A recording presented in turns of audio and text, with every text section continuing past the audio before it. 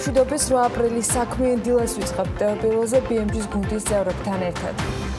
საგანგებო მდგომარეობა გულისხმობს საგანგებო უფლებებს მერყეობას სახელმწიფო დაასუბსიდირებს. უსაფრთხოების სანიტარული და ჰიგიენური ნორმების დაცვის შემთხვევაში ღია სივრცეებში შეიძლება ასეთი კომუნიკაცია არსებობდეს გამყიდველებსა და მყიდველებს შორის. ესეც გარემოს დაცვის და სოფლის მეურნეობის მინისტრის პასუხია კითხვაზე, იგეგმება თუ არა სხვადასხვა რეგიონში მოძრავი სასურსათო სერვისის პრაქტიკის დანერგვა. კორონავირუსული ინფექციის გავრცელების შეკავების მიზეზით აღსრულების ეროვნული ბიურო განსხვავებულ სამუშაო რეჟიმში მუშაობს და გამარტივებული საქმიანობის პირობებით იმუშავებს, მათ შორის ასლების ნიადაგზე. უფრო მეტ დეტალს რა რეჟიმია და რა სისტემით მუშაობენ ბიუროში ჩვენი სტუმარი გვეტყვის დღეს საქმიანი დილის ეთერში აღსრულების ეროვნული ბიუროს იურისტი სოფო ლობაქიძე გვერდება ეთერში. ქართული კომპანიები ლონდონის საფონდო ბირჟაზე კორონას გავლენას მათზე და ამ 4-დან რომელიც დალისტული არის ამ ბირჟაზე შევაფასებთ დღეს კიდევ ერთხელ გადავხედავთ მათ დინამიკას. რიცხვები ლონდონში და რეალობა ადგილზე საქართველოს ჯანდაცვის ჯგუფის აღმასრულებელ დირექტორთან ნიკა გამყრელიძესთან გეგმავთ საქმიან საუბარს მოგვიანებით. მსოფლიო ჯანდაცვის ორგანიზაციის მიერ კი ამასობაში პეკინთან მოწიწებით საუბარმა ზიანი მიაყენა გლობალური sapasokho რეაქციას COVID-19 პანდემიასთან ბრძოლის თვალსაზრისით. ნასტი არის Wall Street Journal-ის სარედაქციო საბჭოს გზავნილი და ფლორიდის სენატორი ამბობს, აქვე რომ მსოფლიო ჯანდაცვის ორგანიზაციამ ჩინეთის კომუნისტურ რეჟიმს დეზინფორმაციის გავრცელებაში შეუწყო ხელი და პანდემიის მასშტაბურობა ერთობლივად დამალეს. მსოფლიო ჩინეთი და კორონა ბექაბაციკაძესთან ერთად დღეს მსოფლიო ამბებს ლუკა პეტრიაშვილი მოიხილავს. საგაზაფხულო სამუშაოები ამასობაში კარანტინის რეჟიმში გრძელდება. სოფლის მეურნეობა და ამ სფეროში დასაქმებული ადამიანები რა გამოწვევების წინაშე არიან. ნინო ზამბახიძე დღეს ფერმერებისათვის ერთ-ერთ ყველაზე აქტუალურ თემაზე გეგმავს საუბარს. ფერმერთა ასოციაციის თავმჯდომარე ალექსანდრე ძნელაძეს საბანკო ასოციაციის ხელმძღვანელს მასპინძლობს.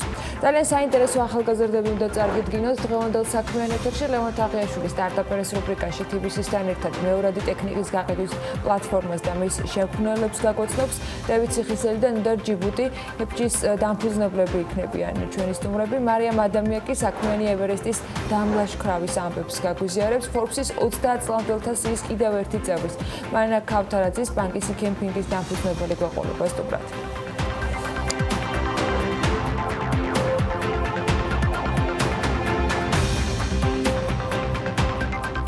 მშვიდობისა საქმიანი დილის ეთერს ვიწყებთ. დღეს 8 აპრილია საინტერესო ამბებით, თემებით და სტუმრობით ვიქნებით მომდევნო 3 საათნახევრის განმავლობაში ტევ პირველზე წარმოდგენილი.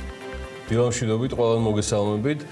ანა ლაპიაშვილთან ერთად მაქვს პატივი გაუძღვე საქმიანი დილის 8 აპრილის გადაცემასაც. დავიწყებთ ტრადიციულად შედარებით საერთაშორისო მიმოხილვით, რომ საქმის კურსი ჩაგაყენოთ ბოლო დღე-ღამის განმავლობაში მიმდინარე ამბებზე და მათ შორის რამდენიმე ანალიტიკაზეც, რომელიც ძირითადად ეხება თემას, რომელმაც სრულად ამოაყირავა არა მხოლოდ ეკონომიკა, არამედ ყველანაირი დღის წესრიგი და არა მხოლოდ ერთი აღებული ქვეყნის, არამედ მთელი მსოფლიოსი.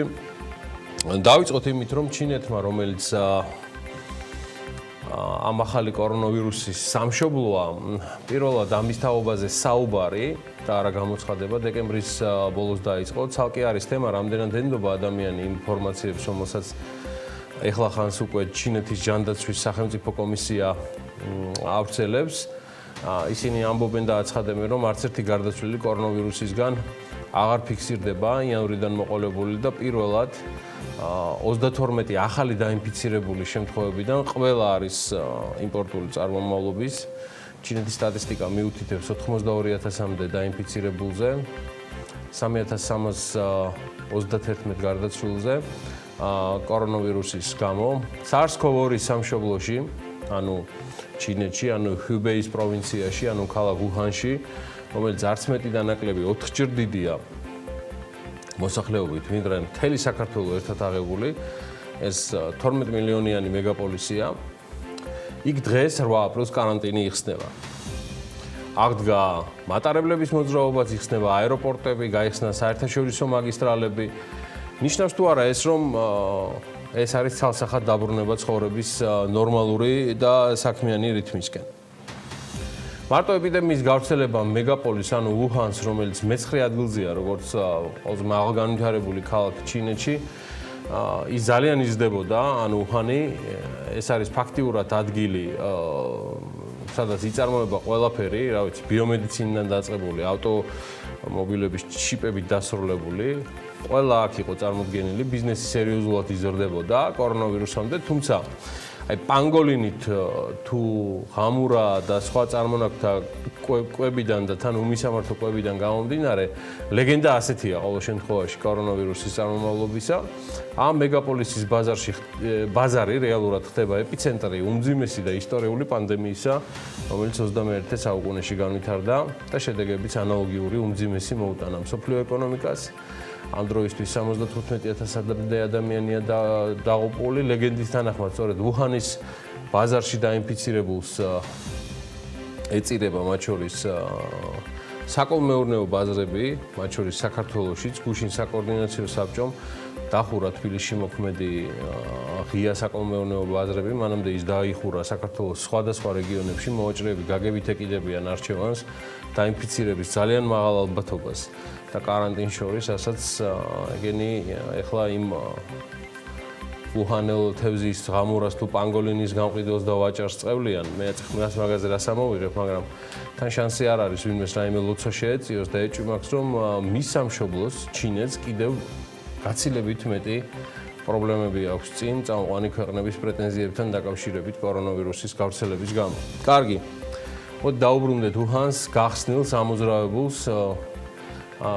აი კადრებში ხედავთ, მაგრამ მაინც ფრთხილს და დისტანციურს ხალხი სერიოზულად იცავს და გამართულად ყველა უკლებრივ წესს. სავაჭრო ცენტრები გახსნილია, მაგრამ სრულად სარიელია, არ დადიან საყიდლებზე და თუ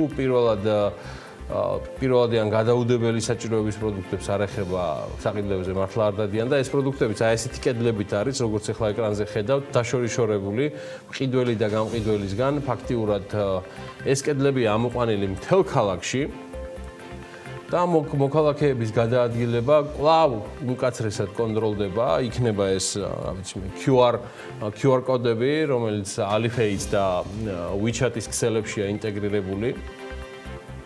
მაგრამ ფაქტია, რომ ესეთი სპეციალური იმითი არის დაშორიშორებული. საოფისე ლიფტებში ადამიანების გადაადგილება უჰანში კვლავ ნორმირებულია, ეს ხდება ყოველ შემთხვევაში Xiaomi Corporation-ში და 5 ვარსკვლავიანი სასტუმროებიც იქოქებაო, მაგრამ აი იქ ეგრეთ წოდებული შვედური მაგიდები, ანუ საერთო კერძების მაგიდები შემცირებულია. რამდენიმე ძირითად კერძამდე ეს ამბავი დაინტერესებს ჩვენ სასტუმროებს, რომელიც ამოიქოქება, მე დარწმუნებული ვარ, თუმცა აი ეს კერძებიც უჰანში ერთჯერად კონტეინერებშია მოთავსებული. მოკლედ მიუხედავად იმისა, რომ ქარხნებს და სხვადასხვა ტიპის საწარმოებსაც შეუძლიათ უკვე მუშაობა უჰანში, ხალხი არ ჩქარობს დაბრუნებას სამუშაო ადგილებზე.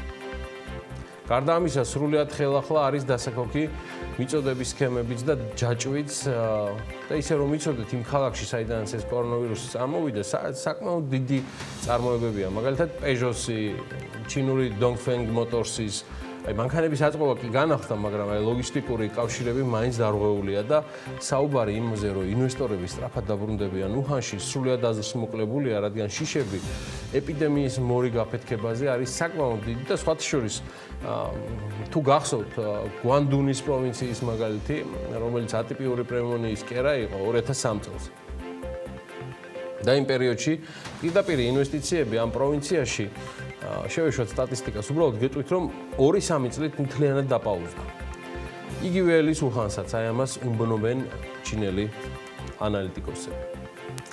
ჩინეთის ეკონომიკური საქმიანობის გააქტიურება ყველაზე კარგად აისახება ყოველდღიურ სატელიტურ მონაცემებზე, რომელიც აზოტის დიოქსიდის კონცენტრირებას აღრიცხავს, ერთი უბრალოდ მინდა რომ შეხედოთ რა. ეს არის თებერვლის და მარტის მონაცემები. სრულად დაპაუზებული, დაცლილი და გაჩერებული თებერვალი, რომელსაც ხედავთ ხელმარცხნივ, ჩემგან, თქვენგან შესაძლოა იყოს ხელმარჯვნივაც. ფაქტია, რომ მოხმარება და ადგილობრივი ინდუსტრია იქოქება, რაც მყისიერად აისახა ატმოსფეროზე და ჰაერის დაბინძურებაზე და ჩინეთის ეკონომიკურ ამოქოქვაზე ამაზე უკეთესი დასტური, ვიდრე თუნდაც აი მარტში, რაც ხდება, კიდევ ერთხელ გავუშვათ, პატივცემულებო. აი მარტში რაც ხდება, არც არსებობს. ამაზე უკეთესი შედარება საიმისოდ თუ როგორ ამოიქოქა წარმოებები ზუსტად ერთი თვის თავზე გაჩერებიდან და სრული ჩაკეტვიდან, რომელსაც უკვე ერთ-ერთი ყველაზე პოპულარული ტერმინია მსოფლიოში, მე მგონი, თავად კორონავირუსის SARS-CoV-2 თუ COVID-19-ის შემდეგ ლოკდაუნი, მაგრამ ესეა ფაქტია, რომ აი ჩინეთში მარტში უკვე საკმაოდ ამოქოქილი ჩანს. ახალი კორონავირუსის პანდემიის გამო დაწესებული შეზღუდვების შედეგად შეერთებული შტატების მთლიანი ეკონომიკის მეოთხედი ვეღარ ფუნქციონირებს. Moody's-ი Wall Street Journal-ისთვის მომზადებულ დასკვნაში საუბრობს ამ თემაზე. კვლევაში ასახულია, თუ კონკრეტულად რომელ შტატებს და ეკონომიკის რა სექტორებს მიადგათ ყველაზე საგრძნობი ზარალი დაავადების გავრცელების საწინააღმდეგო ზომების გამო. კვლევაში აღნიშნული, რომ ეკონომიკური ზარალის ზუსტად გამოთვლა ჯერჯერობით არის შეუძლებელი და რომ ამ მასშტაბით ეკონომიკური საქმიანობის შეჩერება შეერთებულ შტატებში უბრალოდ არც არასდროს მომხდარა. კვლევის მიხედვით შეერთებული შტატების 51 შტატში ეკონომიკური საქმიანობაზე სხვადასხვა სახის შეზღუდვები დაწესდა. შედეგად მსოფლიოს უდიდესი ეკონომიკის ჯამური გამოშვება მარტის პირველ კვირასთან შედარებით თითქმის 30%-ით არის შემცირებული. Moody's-ის უფროსი ანალიტიკოსი ჩანდა წეღან მარკ ზანდი ქვეყნის ეკონომიკის ამგვარი ზარალის აღმოსაფხრელად თulis რომ საკმარისი რესურსი არ გააჩნია და თუ კი ასე გაგრძელდა აგერ მარკიც წლის მეორე კვარტალში ამერიკის GDP-ს ანუ მთლიანი შიდა პროდუქტი შესაძლოა მეორე კვარტალში არც მეტი და ნაკლები 75%-ით შემცირდეს. იმ შემთხვევაში თუ კი ეკონომიკური საქმიანობა ზაფხულამდე აღდგება, ნავარაუდები კლება 30%-ში არის. შედარებისთვის დიდი დეპრესიის სახელით ცნობილი ეკონომიკური კრიზისის დროს ეს საუბარია 29 გასული საუკუნის 29-33 წლებზე. ჯამური გამოშვება იყო შემცირებული 26%-ით. იგივე მაჩვენებელი 2008-9 წლების გლობალური ფინანსური კრიზისის დროს იყო 4.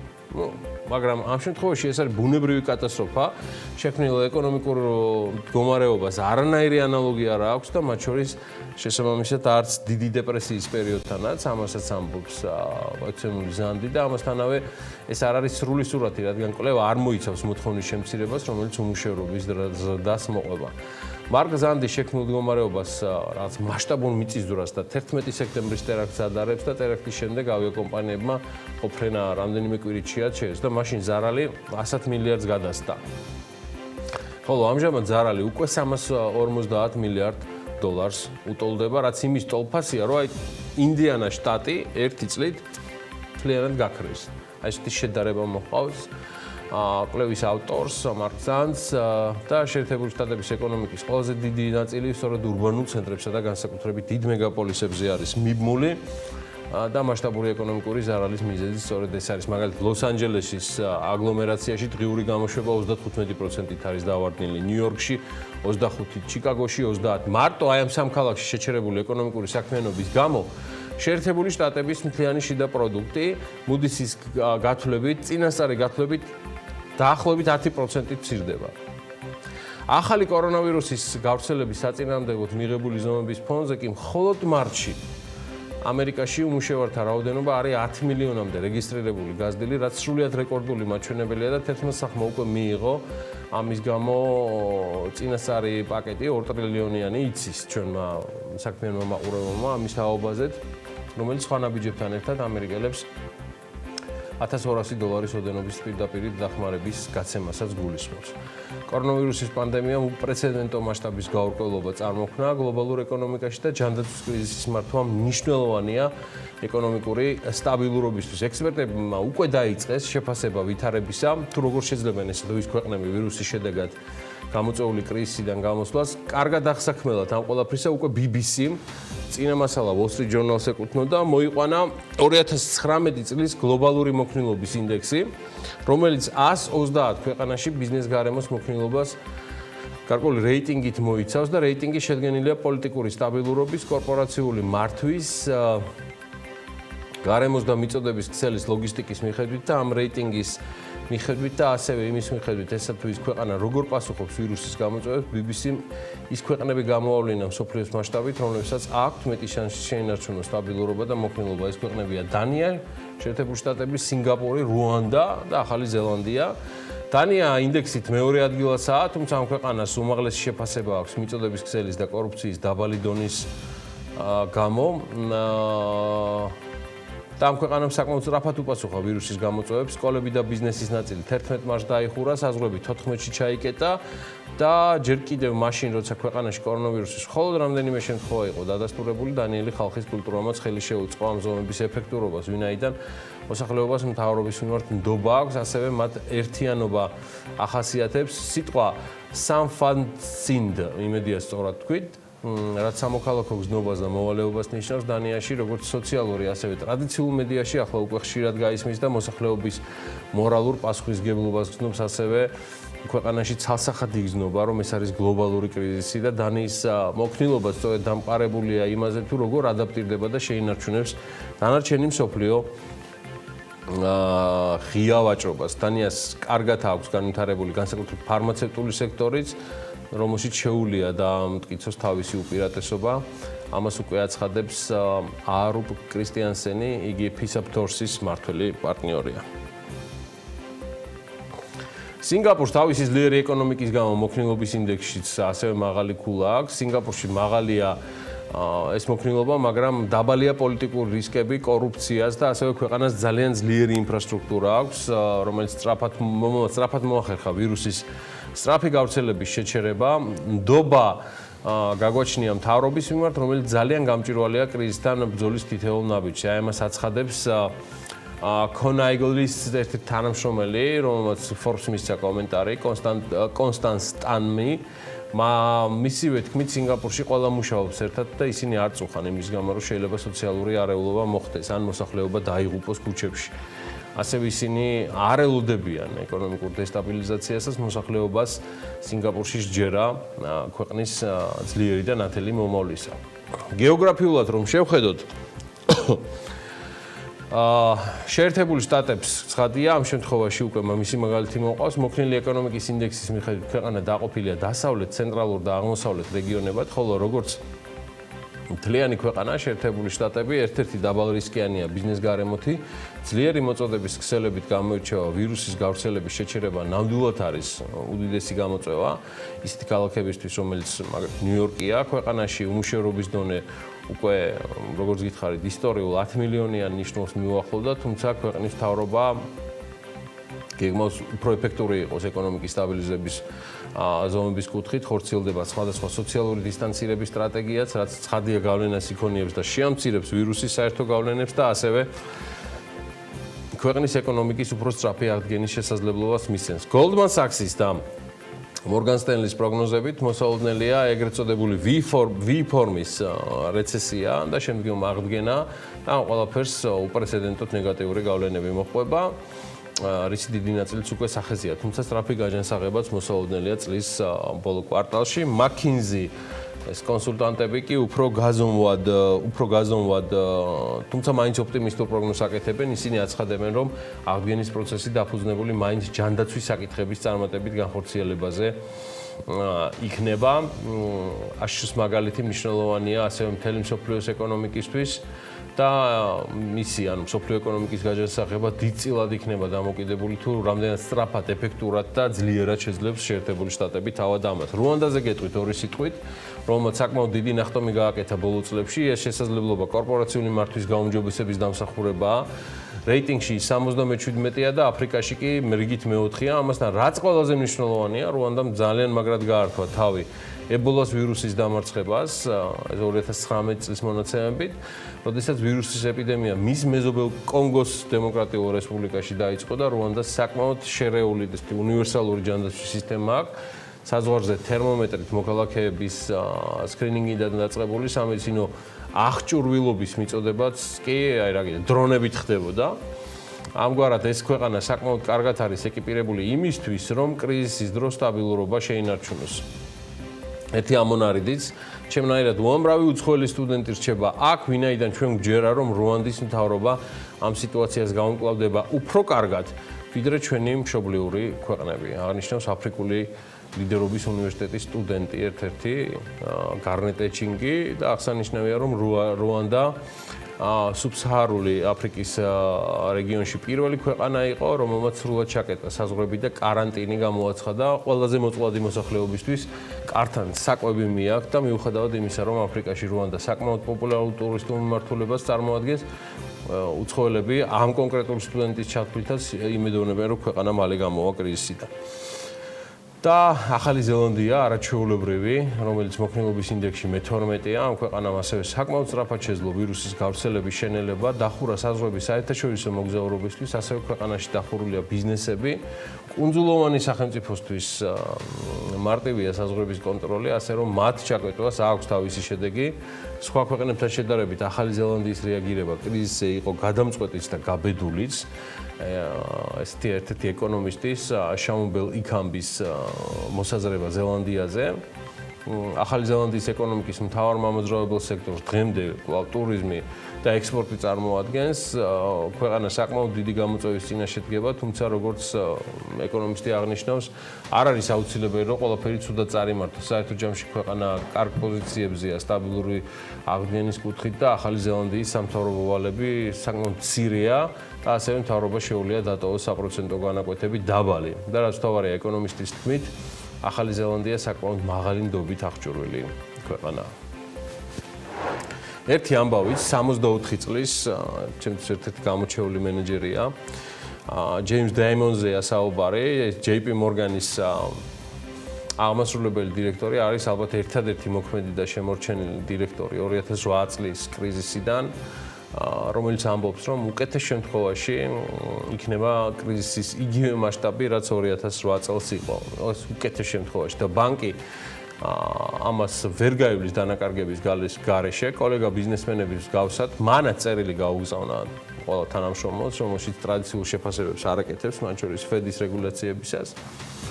თავს იკავებს ამისგან და ამბობს, რომ გადაფასების დრო კრიზისის შემდეგ დადგება. JP Morgan-ის თანამშრომლების სხვა შორის 70% დისტანციურად მუშაობს, რომ იცოდეთ.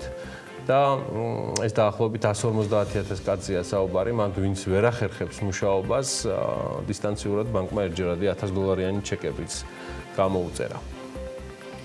წერილები ბევრი იქნება, ჩვენს მოგვიწევს ამ ეკონომიკური კრიზისის ფონზე ბევრი წერილის ნახვა, შედეგების განხილვა და რა თქმა უნდა მისი გაზიარება მოყოლობისათვის, თუმცა იმედი მაქვს, რომ რაც შეიძლება ნაკლებად მოხდება სხვა ყველა დანარჩენი შესაძლო რისკიდან გამომდინარე დანაკარგების თქვა დაფიქსირება. მაგრამ ჯერ გვინდა რომ ვიდეო ვერსიები შევმოგთავაზოთ იმ კომენტარებისა, რომელსაც როგორც დაგკვირდით, ყოველდღურად ჩვენი პატარა რესპონდენტები გვთავაზობენ და მორიგი ვიდეო კოლაჟი მოგვიწევს და ანუკა ჯოხაძე. კორონავირუსი არის ვირუსი, რომელმაც მილიონობით ადამიანი დააბადა. ონლაინ გაკვეთილებით ჩერტის ცოტათი უცხოა, მაგრამ ვეჩვევი. რომელი მირჩევნია? ალბათ სკოლა უფრო მირჩევნია, მაგრამ ჩემი მეგობრები არიან, ვსეირნობთ და ვთამაშობთ. ახლა კი სულ სახლში ვარ.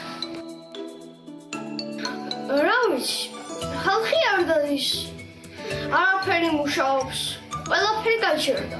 ყოველ შემთხვევაში ჩემი სახელიდან არ საჭიროა.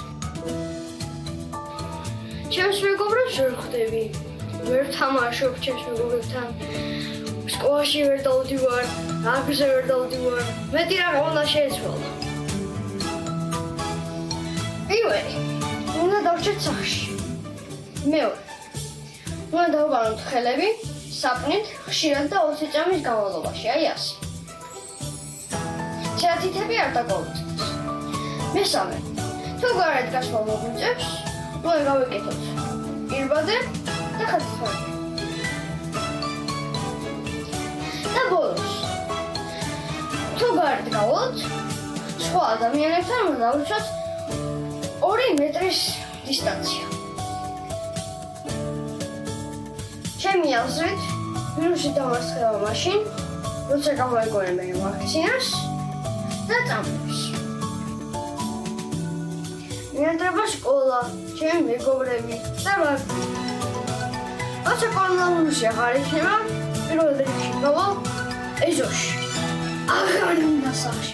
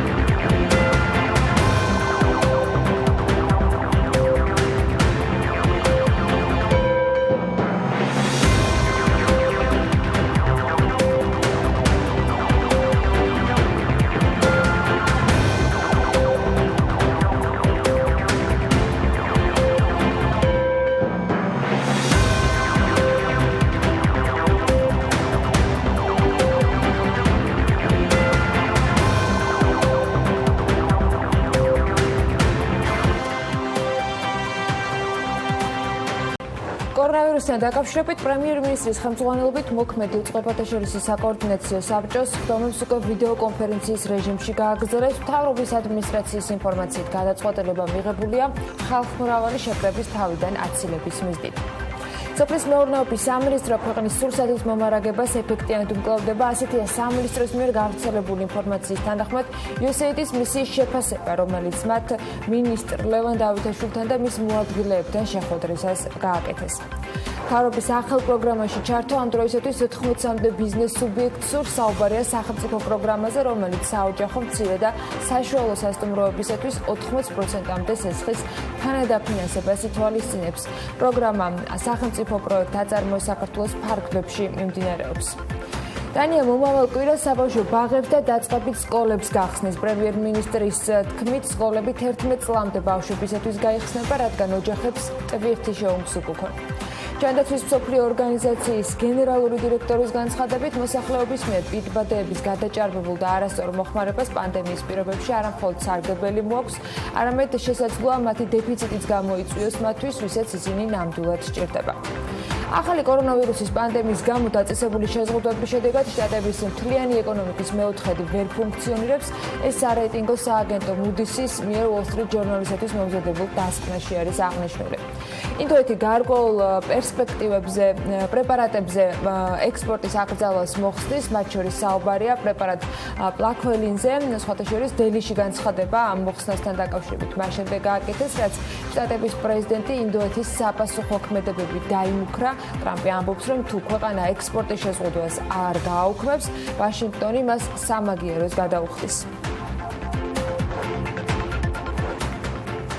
საყოველთაო კარანტინის რეჟიმის დარღვევის გამო ახალი ზელანდიის ჯანდაცვის მინისტრი დევიდ კლარკი დააქვეითეს.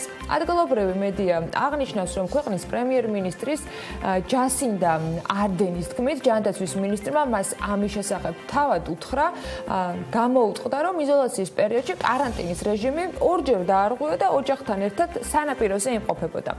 კლარკმა თანამდებობიდან გადაყენება ითხოვა. ნორმალურ პირობებში ჯანდაცვის მინისტრს თანამდებობიდან გადავაყენებდი. ის, რაც მან გააკეთა, არასწორია და არანაირი გამართლება ამას არ აქვს. თუმცა, ახლა ჩვენი პრიორიტეტია კორონავირუსის წინააღმდეგ ერთობლივი ბრძოლა. ჯანდაცვის სექტორში მასობრივ დარღვევებს ვერ დაუშვებთ. სწორედ მხოლოდ ამ მიზეზით კლარკი თავის პოსტს შეინარჩუნებს, ამბობს პრემიერ-მინისტრი. ამასთან არდენი ამბობს, რომ ის ფინანსთა მინისტრის მრევლის თანამდებობას დატოვებს და მინისტრთა კაბინეტში რანგით დაქვეითდება. თავის აქციების შესახებ პოსტი დაწერა ჯანდაცვის მინისტრმაც და ამბობს, რომ როგორც ჯანდაცვის მინისტრმა მე არა მხოლოდ ვალდებული ვარ წესები დავიცვა, არამედ სხვებსაც მივცი ამის მაგალითი იმ დროს, როცა ახალ ზელანდიელებს ისტორიული მსხვერპლის გაღებას ვთხოვთ, მე ჩემს გუნდს იმედები გაუცროე, მოიქეც იდიოტივით და მესმის რის გამოც ბრაზდება ხალხი ჩემზე, წერს კლარკი. დაქვეითებაზე როგორც ჩანს, ნებართვის გამცემთან კომუნიკაცია ჯერ არ ყოფილა და ამის საჭიროებაც არ დამდგარა, რომ გადაეზღვიათ შეკრებილთა ლიმიტი. შეზღუდვა სახელმწიფო კანცელარიაში საქართველოში ამოქმედა და უწყებათა შორისი საბჭოს წევრები ონლაინ შეიკრიბებიან ხოლმე. იმ ფონზე, რომ მთავრობის წევრები საზოგადოებისთვის ინფორმაციის მიწოდებაზე გადაწყვეტილებას გაურკვეველი ალგორითმით და მხოლოდ შერჩევითი პრინციპით იღებენ, ქვეყანაში გზადაგზა შეზღუდვები თანდათან მკაცრდება და როგორ იქნება კომუნიკაციის ფორმები, ამას ვნახავთ. COVID-19-ის გავრცელების პრევენციისათვის დედაქალაქში მოქმედი აგრარული ბაზრები იკეტება. ამასთანავე ბაზრები სხვადასხვა რეგიონში უკვე დაკეტილი იყო, მათ შორის იმერეთში, კახეთში და სამეგრელო ზემო სვანეთში. რეგიონებში, სადაც მარკეტებზე ხელმისაწვდომობა არც ისე მარტივი არის, ადგილობრივი თვითმმართველობები მოსახლეობისათვის საკვები პროდუქტების მიწოდების განსხვავებულ სქემებზე მუშაობენ. გუშინ გარემოსდაცვის და სოფლის მეურნეობის მინისტრმა ასევე დაასახელა ის კონკრეტული პუნქტები და ვალდებულებები, რაც აგრარული ბაზრების ადმინისტრაციამ უნდა უზრუნველყოს და თუ მათი დაკმაყოფილება მოხდება, ასეთ შემთხვევაში მათ შორის რაიონულ ცენტრებში დასაშვები გახდება აგრარული ბაზრების ფუნქციონირება. ანუკა ჯოხაძემ გადახედა იმ შესაძლებლობებს და შანსებს, რაც ამ ბაზრებში დასაქმებული ადამიანებისთვის შეიძლება გაჩნდეს და მოდით ვნახოთ, სად რატომ დაიკეტა ბაზრები და რა შანსია იმის, რომ ისინი უახლოეს მომავალში გაიხსნან. მეტაპისთვის ღია ბაზრები აბსოლუტურად არ არის ის ობიექტი, რომელიც უნდა დაიხუროს. მედიკოსების რეკომენდაციით პირიქით ღია სივრცეში სავაჭრო ოპერაციები შედარებით ნაკლებ რისკიანია, ამიტომ ეს განცხადება 18 მარტს საკოორდინაციო საბჭოს ხდომის დასრულების შემდეგ სოფლის მეურნეობის მინისტრმა ლევან დავითაშვილმა გააკეთა. ზუსტად 3 კვირის შემდეგ კი სცენარი რადიკალურად შეიცვალა. აგრარული ბაზრები დაიხურა სამეგრელოში, იმერეთში, კახეთში, აჭარაში, რაჭასა და შიდა ქართლში. მათ რიცხვს კი მალევე შეემატა დედაქალაქიც. 4 აპრილიდან დაიხურა როგორც სამეგრელოს, ისე იმერეთის რეგიონში არსებული აგრარული ბაზრები. როგორც იმერეთის სახელმწიფო რწმუნებულის აპარატში ამბობენ, ისინი უკვე მუშაობენ ბაზრების ალტერნატივაზე და განიხილავენ მობილურ ბაზრებს, რომელიც უმუშევრად დარჩენილ მოვაჭრეებს საშუალებას მისცემს დასაქმდნენ და ისეთი სოფლები მოამარაგონ, სადაც მაღაზია არ არის. Ergo sektori ის ადამიანები, ვინც შეიძლება მუშაობდა ბაზრებში, ვისაც შექონდა ეს პროდუქტი ბაზარში და ისევ ის ხალხი, რომლებიც ახლა ჩვენ გვინდა რომ პარალელურად მოქალაქეებს მივაწოდოთ ეს პროდუქტი. ამასთანავე ის ხალხიც დასაქმდეს, ვისაც ეს პროდუქტი შემოგქონდათ ბაზრებში და ამ წუთში რეალურად უმუშევრად არიან. მათ ესეთი ალტერნატიული წყარო ექნებათ შემოსავლას. არ არის ისე რომ ახლა ავიღოთ ჩვენ ერთი დღე და მთელს იმერეთში დავიწყოთ ამის განხორციელება. სპეციფიურია ყველა ქალაქი და ყველა სოფელი, სადაც ამის მოთხოვნილება არ იქნება, არ გავაკეთებთ და სადაც ამის ესე ვთქვათ კრიტიკული საჭიროება იქნება, იქ მივაწოდებთ ჩვენ მოსახლეობას პროდუქტს. იმერეთის სახელმწიფო რწმუნებული ამ ეტაპზე ვერ ამბობს, რა პრინციპით მოხდება ამ პროცესში მოვაჭრეების ჩართვა. შესაბამისად, ვერც ზუსტ დროს ასახელებს, როდიდან მოხდება მსგავსი მეთოდით სოფლების მომარაგება. იმის გათვალისწინებით კი, რომ რაჭის სოფლების უმეტესობაში მაღაზია არ არის, აქ მოძრავი მაღაზიების პრაქტიკა ისედაც წლებია მუშაობს. თუმცა როგორც რაჭა-ლეჩხუმისა და ქვემო სვანეთის გუბერნატორი არჩილ ჯაფარიძე ამბობს, ამჯერად კონკრეტული გრაფიკის გაწერა მოხდა, რომლის მიხედვითაც კერძო მეწარმეების სოფლებს პროდუქციას მანქანებით აწვდიან. მოგახსენებთ, რეგიონის ყველა მუნიციპალიტეტში დახურულია აგრარული ბაზრები. ჩანაცვლება მოხდა მიკროავტობუსებით, ეგრეთ წოდებული მოძრავ ბაზარს ეძახიან, მიკროავტობუსები დადიან სოფლებში და ეს ტრადიცია იყო ჩვენს რეგიონში და ეხლა უფრო ესეთ გააქტიურებულია. კვირაში ორჯერ დაახლოებით მეტ-ნაკლებად გააჩნია სოფელს, გააჩნია რამდენი მაცხოვრებელია სოფელში, რიგ შემთხვევაში ისეთ სოფლებში, სადაც ძალიან მცირე მოსახლეობა არის, კვირაში ერთხელ არის მოძრავი მაღაზია, ხოლო დიდ სოფლებში კვირაში 3-4-ჯერაც კი. კახეთის სამქალაქში აგრარული ბაზრები 6 აპრილს 2 კვირით დაიხურა. რეგიონში საკვირაო ბაზრობებიც აღარ მუშაობს. აგრარული ბაზრების დახურვასთან დაკავშირებით კომენტარი ირაკლი ქადაგიშვილმა გააკეთა და მოვაჭრეებს ასეთი ალტერნატივა შესთავაზა. არ არის აკრძალული სახლის წინ პატარა სავაჭრო ობიექტის მოწყობისა, ოღონდ იქაც დაცული უნდა იყოს მაქსიმალურად ყველა პირობა, რაც გასაზრული არის COVID-19-ის წინააღმდეგ სტანდარტებით. 7 აპრილიდან მოვაჭრეებისთვის და მყიდველებისთვის თბილისის აგრარული ბაზარიც დაიხურა. მოვაჭრეებმა კი როგორც აღმოჩნდა, აღნიშნული გადაწყვეტილების შესახებ 7 აპრილამდე არ იცოდნენ. შესაბამისად, სხვა მუნიციპალიტეტების მსგავსად ისინიც პრობლემების წინაშე აღმოჩნდნენ.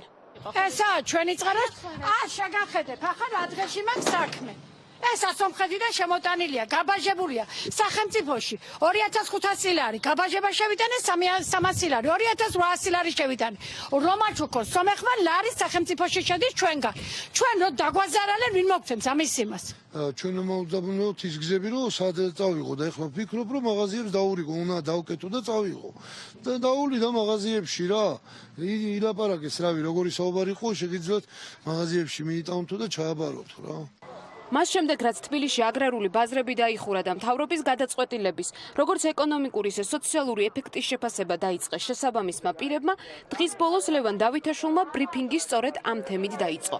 და განაცხადა, რომ ქვეყნის მასშტაბით თუ აგრარული ბაზრები დააკმაყოფილებდნენ ვაჭრობის სტანდარტებს, რომელიც სურსათის ეროვნულმა სააგენტომ დაამტკიცა, გამონაკლისის სახით ისინი ფუნქციონირებას გააგრძელებენ. ამასთან დაკავშირებით კი გადაწყვეტილებას ადგილზე არსებული სამუშაო ჯგუფები, იგივე შტატები მიიღებენ, რომლებიც რეგიონის ჭრილში გუბერნატორებთან ერთად არსებობს. ვაჭრობის სტანდარტში კი როგორც ლევან დავითაშვილმა წარმოადგინა, გათვალისწინებულია როგორც ბაზრის ადმინისტრაციის, ისე თავად მოვაჭრე პერსონალისა და მომხმარებლის, მყიდველის ვალდებულებებიც. მოვაჭრე პერსონალის სპეციალური დამცავი საშუალებებით უზრუნველყოფას, ჰიგიენური პირობების და სანიტარული პირობების მკაცრად დაცვას, სადეზინფექციო სამუშაოების ყოველდღიურ რეჟიმში ჩატარებას, ეს უკავშირდება ადგილზე სანიტარული საშუალებების არსებობას, უკავშირდება მათ შორის მიკვლევადობას, თითოეული მოვაჭრე პერსონალის შესახებ ინფორმაციის არსებობას, მათ იდენტიფიკაციას და რეგისტრაციას, კონკრეტული დაავადებების მქონე პერსონალი არ დაიშვება ასეთ აგრარულ ბაზრებში, მნიშვნელოვანია ისიც რომ 70 წელს გადაცილებული მოვაჭრეებისთვის ასევე არსებობს შეზღუდვები. ამ სტანდარტში ასევე გათვალისწინებულია ვაჭრობის წესები, მათ შორის დისტანციები და შორის მოვაჭრეების ორგანიზება. უკვე არსებულ აგრარულ ბაზრებთან ერთად, რომლებიც მას შემდეგ, რაც ვაჭრობის სტანდარტებს დააკმაყოფილებენ და გააგრძელებენ მუშაობას, დამატებით გაიხსნება სავაჭრო ობიექტები, სადაც მოხდება პროდუქციის გაყიდვა. მხოლოდ თბილისის მასშტაბით რამდენიმე დღეში 3 მსგავსი ახალი საბითუმო ბაზრობის გახსნა იგეგმება. ახლა კი რაც შეეხება ამ მიმართულებით არსებულ ბოლო მონაცემებს. საქსტატის 2019 წლის მონაცემებით საქართველოში არსებულ ბაზრებსა და ბაზრობებზე ჯამში 45100 მოვაჭრე არის დასაქმებული. საიდანაც 20000 მოვაჭრე თბილისში არსებულ ბაზრებზეა დასაქმებული. ბაზრებისა და ბაზრობების ტერიტორიაზე მოვაჭრე ეკონომიკური სუბიექტების ბრუნვის მოცულობის ყველაზე დიდი 61,5% თბილისზე მოდის. შემდეგია 12,3% იმერეთი, ხოლო მესამე ადგილზე 7% რაჭა-ლეჩხუმისა და ქვემო სვანეთის რეგიონია. აგრარული ბაზრების დაკეტვით 5-10,000-ზე მეტი ადამიანისათვის მთავრობა თქვით დასაქმების ანუ შემოსავლის წყარო კორონავირუსთან ბრძოლის სახელით და გამკაცრებული რეჟიმით ახსნა, რომელმაც ჯანმრთელობა უნდა დაიცვას. ამ დროისათვის მკაცრი ზომები საგანგებო რეჟიმის ფარგლებში 27 აპრილამდე გაგრძელდება, თუმცა კიდევ უფრო გამკაცრებულ ზომებში ცხოვრება არც გამოირიცხება და თარიღის გადაწევაც არაა დიდად გასაკვირი, რომ დადგეს დღის წესრიგში. ამასობაში იზრდება დაჯარიმებულ მოქალაქეთა რაოდენობა, რომელთაც შეზღუდვები დაარღვიეს. სამართალდამცველების მიერ განხორციელებული მონიტორინგის შედეგად მთელი ქვეყნის მასშტაბით საგანგებო მდგომარეობის რეჟიმის და ეგრეთ წოდებული კომენდანტის საათის შეზღუდვების დარღვევის 167 ახალი ფაქტია გამოვლენილი. თუ გადავხედავთ მაგათად ბოლო მონაცემს 6 აპრილის 21 საათიდან 7 აპრილის დილის 6 საათამდე კომენდანტის საათის დარღვევის ფაქტზე სულ 112 მოქალაქეა დაჯარიმებული. შინაგან საქმეთა სამინისტროს თანამშრომლობა ასევე სივრცეში 3-ზე მეტი პირი შეკრების და 2 მეტრიანი სოციალური დისტანციის დაუცველობის გამო 28 მოქალაქე დააჯარიმეს ამავე პერიოდში. მგზავრთა გადაყვანისა და ავტომობილით გადაადგილების წესის დარღვევის 27 ფაქტია გამოვლენილი. ჯერ ამის გამარტივება შემსუბუქებაზე საქართველოში საუბარი არ არის. ჯარიმებიც ფიზიკური პირის შემთხვევაში 3000 ლარია და იურიდიული პირის შემთხვევაში 15000 ლარი. ეს მინიმუმ კიდევ 3 კვირა ასე იქნება. ამასობაში დანიის პრემიერ-მინისტრის განცხადებით ქვეყანაში შემზღუდავი ზომები, რომელიც მთავრობამ კორონავირუსის პანდემიასთან დაკავშირებით მიიღო, თანდათან შემსუბუქდება. Deutsche Welle წერს, რომ 15 აპრილიდან დანიაში ბაღებისა და დაწყებით სკოლებში სწავლა განახლდება, დანარჩენი მოსწავლეები კი სკოლაში უკვე 10 მაისიდან დაბრუნდებიან. პრემიერ-მინისტრის განმარტებით ამ გადაწყვეტილებას ჯანათვის სფეროში ექსპერტები გონივრულს უწოდებენ. ამასთან ქვეყანაში ბარები, რესტორნები, კლუბები, სალონები და სავაჭრო ცენტრები კვლავ დახურული იქნება, ასევე აკრძალული არის 10-ზე მეტი ადამიანის თავშეყრა. ნაწილობრივ იხსნება შეზღუდვები ავსტრიაში და გერმანიაშიც. გერმანიაში მაგალითად COVID-19-თან დაკავშირებით დაწესებული შეზღუდვების შემსუბუქებას 19 აპრილიდან გეგმავენ. შემუშავდა გეგმა თუ როგორ უნდა დაუბრუნდეს ქვეყანა ცხოვრების ნორმალურ რიტმს. ამას გერმანია ეტაპობრივად აანონსებს. მანამდე კვლავ რჩება ძირითად მოთხოვნად, რომ ადამიანთა ლიმიტირებული რაოდენობით შეკრებები იყოს და ნიღაბი იქ სავალდებულოდ სატარებელია. გეგმა გერმანიის შინაგან საქმეთა სამინისტრომ შეემუშავა. სტრატეგიის ნაწილია მეთოდი, რომელთაც ვირუსის გავრცელების შეჩერებას გეგმავენ, რაც გულისხმობს მათ შორის ინფიცირებულ ადამიანთან დიაგნოზის დასმამდე ბოლო 24 საათის განმავლობაში კონტაქტში მყოფ ადამიანთა მინიმუმ 80%-ის გამოვლენას და მათ კარანტინში მოთავსებას სახლში ან სასტუმროებში. ამ დოკუმენტში გამოთქმულია ვარაუდი, რომლის მიხედვითაც პანდემია შეიძლება 2021 წლამდე გაგრძელდეს და გერმანიაში არასაციცოცხლო დანიშნულების მქონე დაწესებულებები 22 მარტის შემდეგ შეგახსენებთ, რომ დაკეტილი ნაწილი არის. 19 აპრილიდან კი სავარაუდოდ გაიხსნება მაღაზიები და სკოლები, თუმცა მხოლოდ ზოგიერთ რეგიონში და საზოგადოებრივი დისტანცირების წესების დაცვა აქაც კვლავაც ძალაში დარჩება.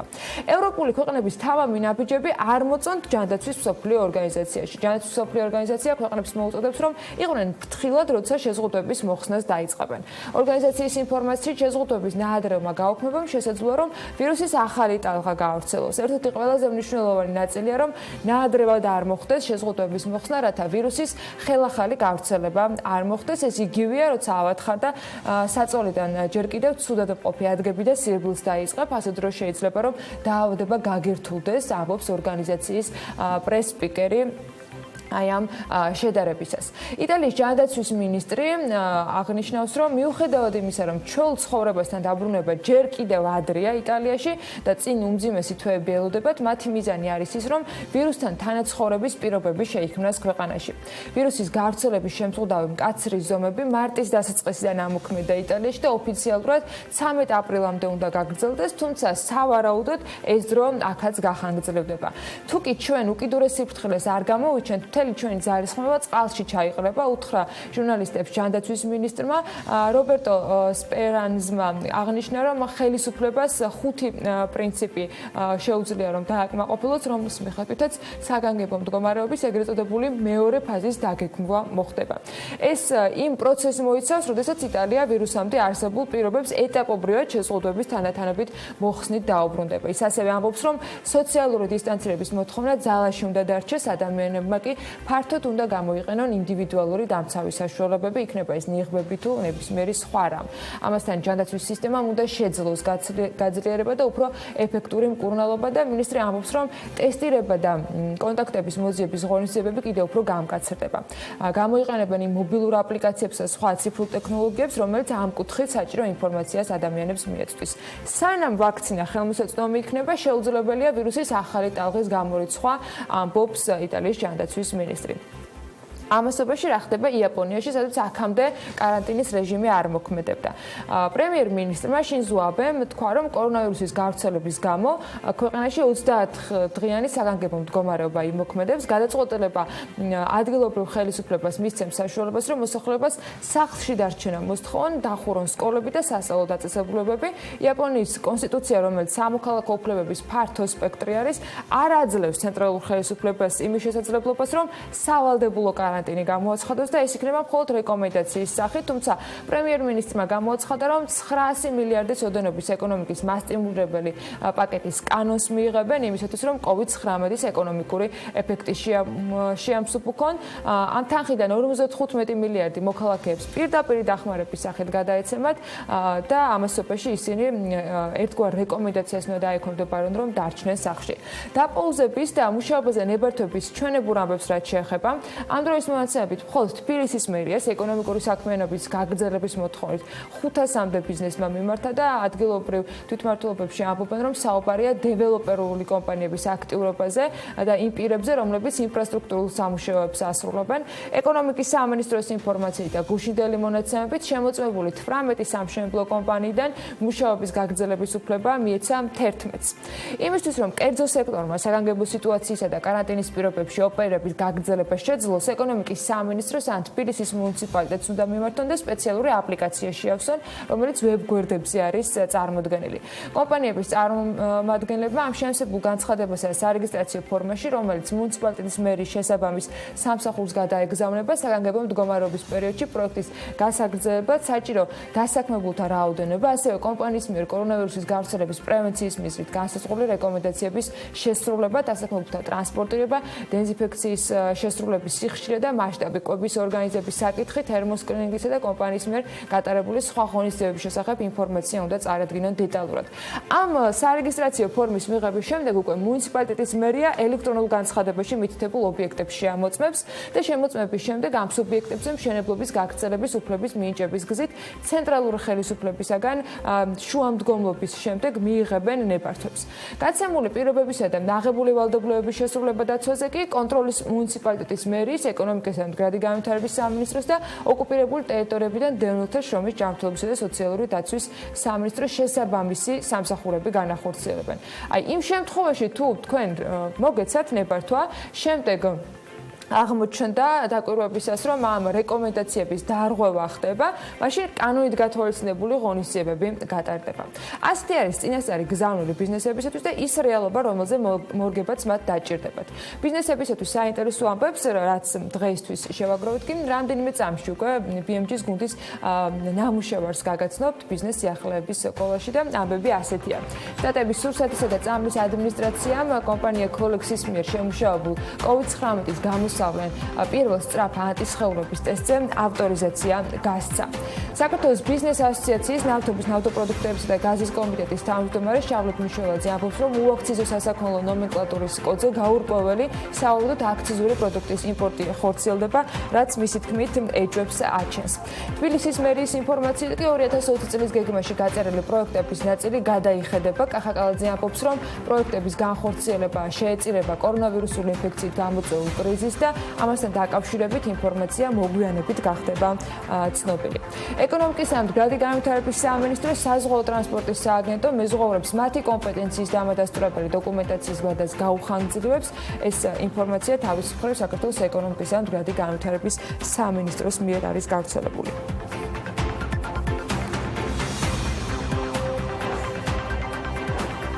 TBC ვაჭრობის დაფინანსებისათვის Citibank-ისგან $67 მილიონი ფინანსური რესურსი მოიზიდა. ეს ვაჭრობის ფინანსირების სფეროში TBC და Citibank შორის დაფინანსების მოზიდვის შესახებ გაფორმებული პირველი შეთანხმება. Citibank-ისგან მოზიდული ფინანსური რესურსი ხელს შეუწყობს ჩვენი კლიენტების ექსპორტისა და იმპორტის ტრანზაქციების უფრო აქტიურ დაფინანსებას და გააძლიერებს ბანკის პოზიციებს სავაჭრო ოპერაციების მხარდაჭერის თვალსაზრისით. ქვეყანაში ვაჭრობის დაფინანსების მიმართულებით TBC-ის ბაზრის წილი 50% ამბობს ბანკის გენერალური დირექტორი ვახტანგ ბუცხრიკიძე. TBC-ის ვაჭრობის დაფინანსების მიმართულებით გამოყოფილი პირველი ფინანსური რესურსი Citibank-ი კიდევ ერთხელ აღნიშნავს, რომ მის მისწრაფებას ხელი შეუწყონ მნიშვნელოვანი განვითარებადი ბაზრების ზრდას, გვიამაყება ხანგრძლივი თანამშრომლობა როგორც TBC-ისთან, ისე მთელ ქართულ საბანკო სექტორთან, ამბობს ახლო აღმოსავლეთისა და აფრიკის ფინანსური ინსტიტუტებისა და კორესპონდენციური საბანკო ბიზნესის ხაზინისა და ვაჭრობის გადაწყვეტილებების ხელმძღვანელი Citibank-იდან. საქართველოს ბანკმა $55 მოცულობის 10 წლიანი ინვესტიცია მოიზიდა. საქართველოს ბანკის ინფორმაციით სუბორდინირებული სინდიცირებული სესხის ფარგლებში რესურსი განკუთვნილი არის ბანკის მეორადი კაპიტალის ინსტრუმენტად კლასიფიცირებისათვის. ინვესტიციის მოზიდვით ბანკის კაპიტალისა და ლიკვიდურობის პოზიციები კიდევ უფრო გაუმჯობეს და რაც ბანკს COVID-19-თან ბრძოლაში დაეხმარება აღნიშნავენ. საქართველოს ბანკში მოზიდული თანხა $107 მილიონი მოცულობის 10 წლიანი ხელშეკრულების მორიგი ტრანში არის, რომლის შესახებაც ხელშეკრულება გასული წლის დეკემბერში გაფორმდა. EBRD და ევროკავშირი ადგილობრივი შინაური ფრინველის ფერმას ჩირინას ეხმარება, რათა კომპანიამ თავისი საქმიანობა გააფართოვოს.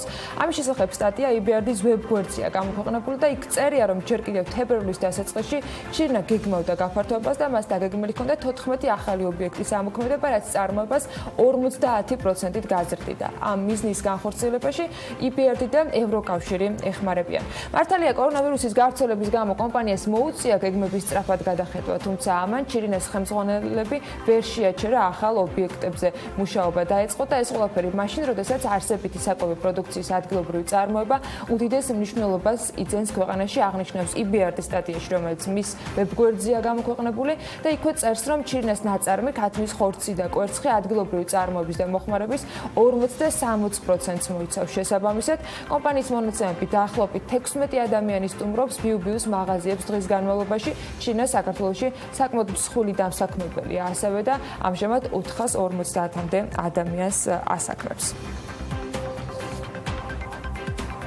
საქართველოს პრემიერ-მინისტრმა ვიდეოკონფერენცია გუშინ სამეზობლო პოლიტიკის გაფართოების საკითხებში ევროკომისართან გამართა. პრემიერის ადმინისტრაციის ინფორმაციით საუბრის ძირითადი თემა გლობალურ პანდემიასთან გამკლავება იყო. მხარეებმა ერთმანეთს ინფორმაცია გაუზიარეს გატარებული თუ დაგეგმილი ღონისძიებების შესახებ და აღინიშნა ევროკავშირის მხრიდან მეტი ფინანსური თუ ტექნიკური დახმარების საჭიროება რეფორმირების პროცესში, განსაკუთრებით COVID-19-ით შექმნილი ეკონომიკური გამოწვევების ფონზე, აღნიშნავს პრემიერის ადმინისტრაცია. ბუნებრივია იმ დროს, როდესაც მთელი მსოფლიო ევროკავშირი საქართველოს ებრძვის COVID-19 ძალიან მნიშვნელოვანია კოორდინირებული საქმიანობა და ბუნებრივია ჩვენ განსაკუთრებული მადლიერება გამოვხატეთ ევროკავშირის მიმართ იმ ფინანსური დახმარებისთვის, რომელიც გაცხადდა სულ ცოტა ხნის წინ და ბუნებრივია საუბარი იყო ასევე იმ შესაძლებლობებზე, რომელიც არსებობს, რომ ეს დახმარება კიდევ უფრო გაფართოვდეს და ასევე უფრო ეფექტიანად ვებრძოლოთ COVID-19-ს. საგარეო საქმეთა სამინისტროს განცხადებით 20 აპრილამდე შეჩერებული არის სახმელეთო და საჰაერო ტრანსპორტით შესვლა გამოსვლა. უწყების ცნობით ეს შეზღუდვები არ ეხება სატვირთო გადაზიდვებს. აზერბაიჯანთან კავშირი არის ნაგულისხმობები. აზერბაიჯანის რესპუბლიკაში კორონავირუსის პანდემიის წინააღმდეგ განხორციელებული ღონისძიებების ფარგლებში 5 აპრილიდან 20 აპრილამდე შეჩერებულია სახმელეთო და საჰაერო ტრანსპორტით შესვლა გამოსვლა და ადგილობრივი ფრენები. შეზღუდვები არ ეხება მხოლოდ სატვირთო გადაზიდვებს. ნებართვის მისაღებად კი სრულებმა SMS შეტყობინება უნდა გააგზავნონ სპეციალურად ამ მიზნით გამოყოფილ ნომერზე და მიუთითონ პირადი მონაცემები სახლიდან გამოსვლის მიზეზი, რის შემდეგაც მიუვათ შესაბამისი პასუხი. საპასუხო SMS შეტყობინებაში ასევე მითითებული იქნება ნებართვის მოქმედების ვადა და საგარეო საქმეთა სამინისტრო აღნიშნავს, რომ ნებართვის მოქმედების ვადის გასვლის შემდეგ თუ პირი მას არ და ვერ გამოიყენებს, მას არ ექნება კვლავ უფლება, რომ გადაადგილდეს ამ მიმართულებით.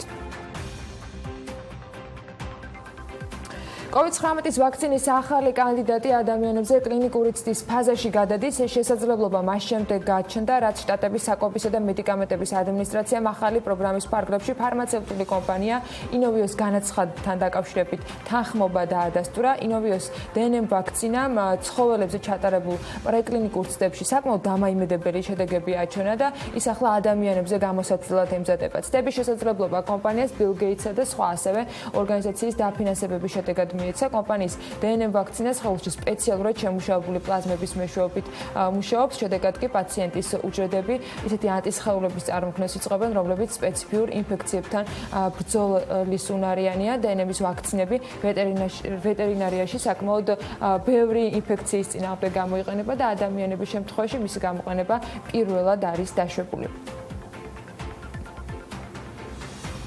40 შტატებისა და სურსათის წამლის ადმინისტრაცია ამასობაში კომპანია Celexis მიერ შემუშავებული COVID-19-ის გამოსავლენ პირველ სწრაფ ანტისხეულების ტესტზე გასცა ავტორიზაცია.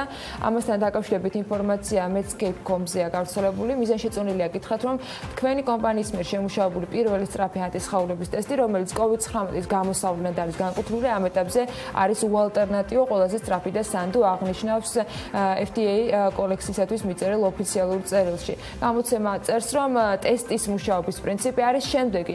სისხლის პლაზმა სისხლით თავსდება სპეციალურ კარტრიჯში და COVID-19-ის ინფიცირებასთან დაკავშირებით პასუხს დაახლოებით 15-20 წუთში იძლევა. ტესტის სიზუსტე კი დაახლოებით 93.8%-ია.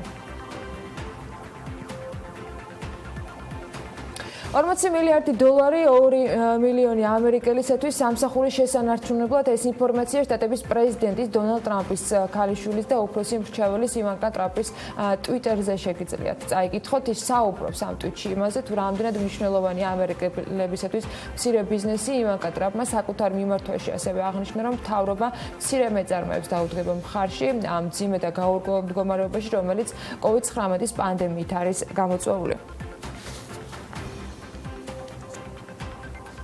შეერთებული შტატების პრეზიდენტი დონალდ ტრამპი აღიარებს, რომ უპირატესობა საშინაო საჭიროებას ანიჭებს, თუმცა მან უარყო, რომ პერსონალური დამცავი საშუალებების, როგორიც არის პირბადები და ხალათები, საზღვარგარეთ სხვა ქვეყნების დასახმარებლად გაგზავნაზე მორატორიუმს აწესებს. ამერიკის ხმა მოგვიმზადა სიუჟეტი ამ თემაზე და მოდით ნახოთ, როგორი არის ვითარება ამ მიმართულებით. ელთათმანების ხალათების და პირბადეების ძვირფას ტვირთს ნიუ-იორკის კენედის აეროპორტში ცლიან. შტატში, რომელსაც კორონავირუსმა ყველაზე მძიმე დარტყმა მიაყენა. ვებ გვერდი პოლიტიკო იუწყებოდა, რომ ტრამპის ადმინისტრაციამ პერსონალური დამცავი საშუალებების ქვეყნის გარეთ გაგზავნა შეაჩერა. რატომ უნდა შემეჩერებინა? რომ შემეჩერებინა, საშინლად ცუდი არ იქნებოდა? მაგრამ შეერთებული შტატები აჩერებს ჩვენი საკუთარი მარაგის USAID-ის მეშვეობით სხვა ქვეყნებში გაგზავნას. რა ვალდებულებებიც გვაქვს აღებული, ვალდებულებად რჩება, მაგრამ ამასთან ერთად ბევრი რამ ჩვენს გვჭირდება. მაშკარაა, ძალიან ბევრის გაგზავნას არ ვაპირებთ. შეერთებული შტატების სხვა ქვეყნებს, მათ შორის სამხრეთ კორეას ტესტის კომპლექტებს და სამედიცინო აღჭურვილობას სთხოვს. ამერიკა მარაგი რამდენიმე ქვეყნისგან შესყიდვის ან შემოწირულობის სახით მიიღო. ჩინეთმა ზოგიერთი რამ მოგვაწოდა, რაც შესანიშნავი იყო. რუსეთმა თვითმფრინავით ძალიან დიდი ტვირთი მოგვაწოდა. სამედიცინო აღჭურვილობა, რაც ძალიან სასიამოვნო იყო. ამერიკელ ჯანდაცვის მუშაკებს უკიდურესად სჭირდება სამედიცინო აღჭურვილობა, კერძოდ ხელოვნური სუნთქვის აპარატები და პერსონალური დაცვის აღჭურვილობა. ჩვენი ინსტიტუტები მომარაგების ხაზებს უყურებენ და ცდილობენ უზრუნველყონ, რომ შემდეგი 2 თვის განმავლობაში დამცავი აღჭურვილობის საკმარისი რაოდენობა გქონდეს. ამის გარშემო გაურკვევლობა და მღელვარებაა. ზოგიერთი ანალიტიკოსი გაფრთხილებას გამოთქვამს, რომ ამ პანდემიის დროს ამერიკას გლობალური ლიდერობიდან უკან დახევა არ შეუძლია. განსაკუთრებით იმ დროს, როდესაც ჩინეთს და რუსეთს ნებისმიერი ვაკუუმის ამორსება ძალიან სურთ.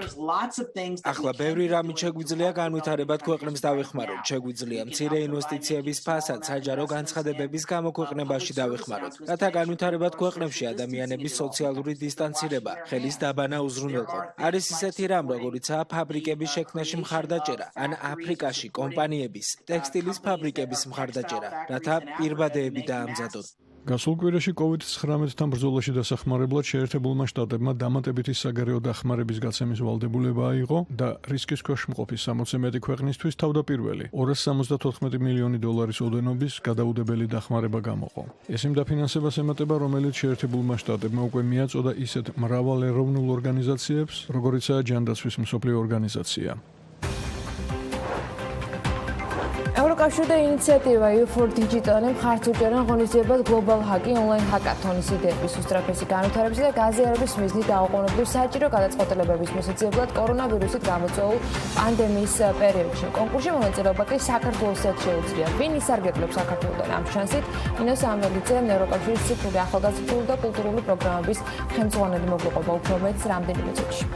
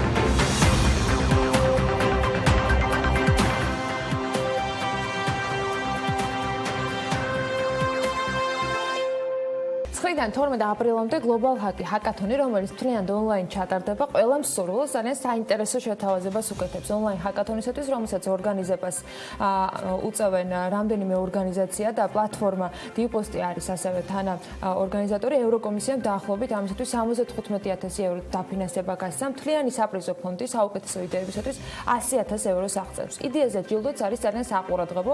სხვა დანარჩენისათვის რა გვჭირდება? ამას ძალიან მალე გეტყვით. ვის და როგორ შეუძლია პრესის დაძლევისაკენ მიმართული ჰაკათონის კონკურსში მონაწილეობა საქართველოსთან ჩვენი სტუმარი მოგვიყვება დეტალურად ნინო სამველიძე ევროკავშირის ციფრული ახალგაზრდული და კულტურული პროგრამების ხელმძღვანელი გვერდდება საქმიან ეთერში ნინო მოგესალმებით მადლობა იმისთვის რომ ხართ ჩვენთან ერთად პირველ რიგში მინდა დავიწყოთ თვითონ ამ ჰაკათონთან დაკავშირებით მეტი ინფორმაციის გაზიარებით საქართველოსდანაც ექნებათ ადამიანებს მაშინ მონაწილეობის უფლება რას წარმოადგენს ეს ჰაკათონი ვის აქვს უფლება საქართველოსდან რომ მასში ჩაერთოს და რას ეძღვნება მეტი მოგვიყევით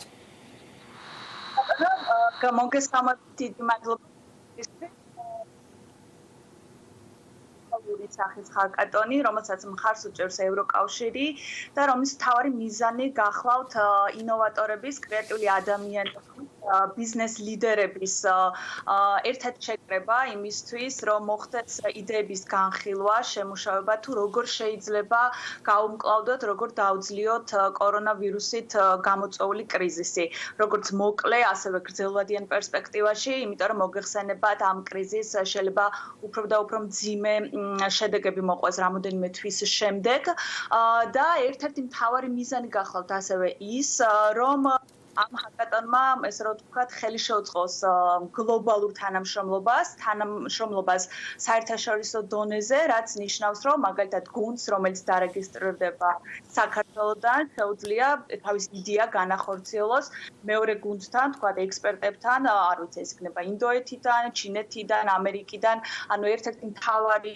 მიზანი გახლავთ ზუსტად ამ საერთაშორისო ნოუ-ჰაუს და ექსპერტიზის გაზიარება, რაც შეეხება მონაწილეობას ეს ღია არის მთლიანად ან გლობალურ დონეზე მონაწილეობა შეუძლიათ საქართველოსთან დაინტერესებულ ნებისმიერ ადამიანს და გუნდს ანუ თუ თქვენ გაქვთ იდეა მაგრამ არ ყავთ გუნდი შეგიძლიათ დაარეგისტრიროთ იდეა და შემდეგ უკვე ამ იდეის გარშემო მოხდეს თქვენი გუნდის ფორმირება და ასევე თუ თქვენ ყავთ მინიმუმ 4 ან მაქსიმუმ 12 ადამიანი შეგიძლიათ უკვე დაარეგისტრიროთ როგორც გუნდი და მონაწილეობა მიიღოთ. მონაწილეობა გახლავთ სრულად უფასო.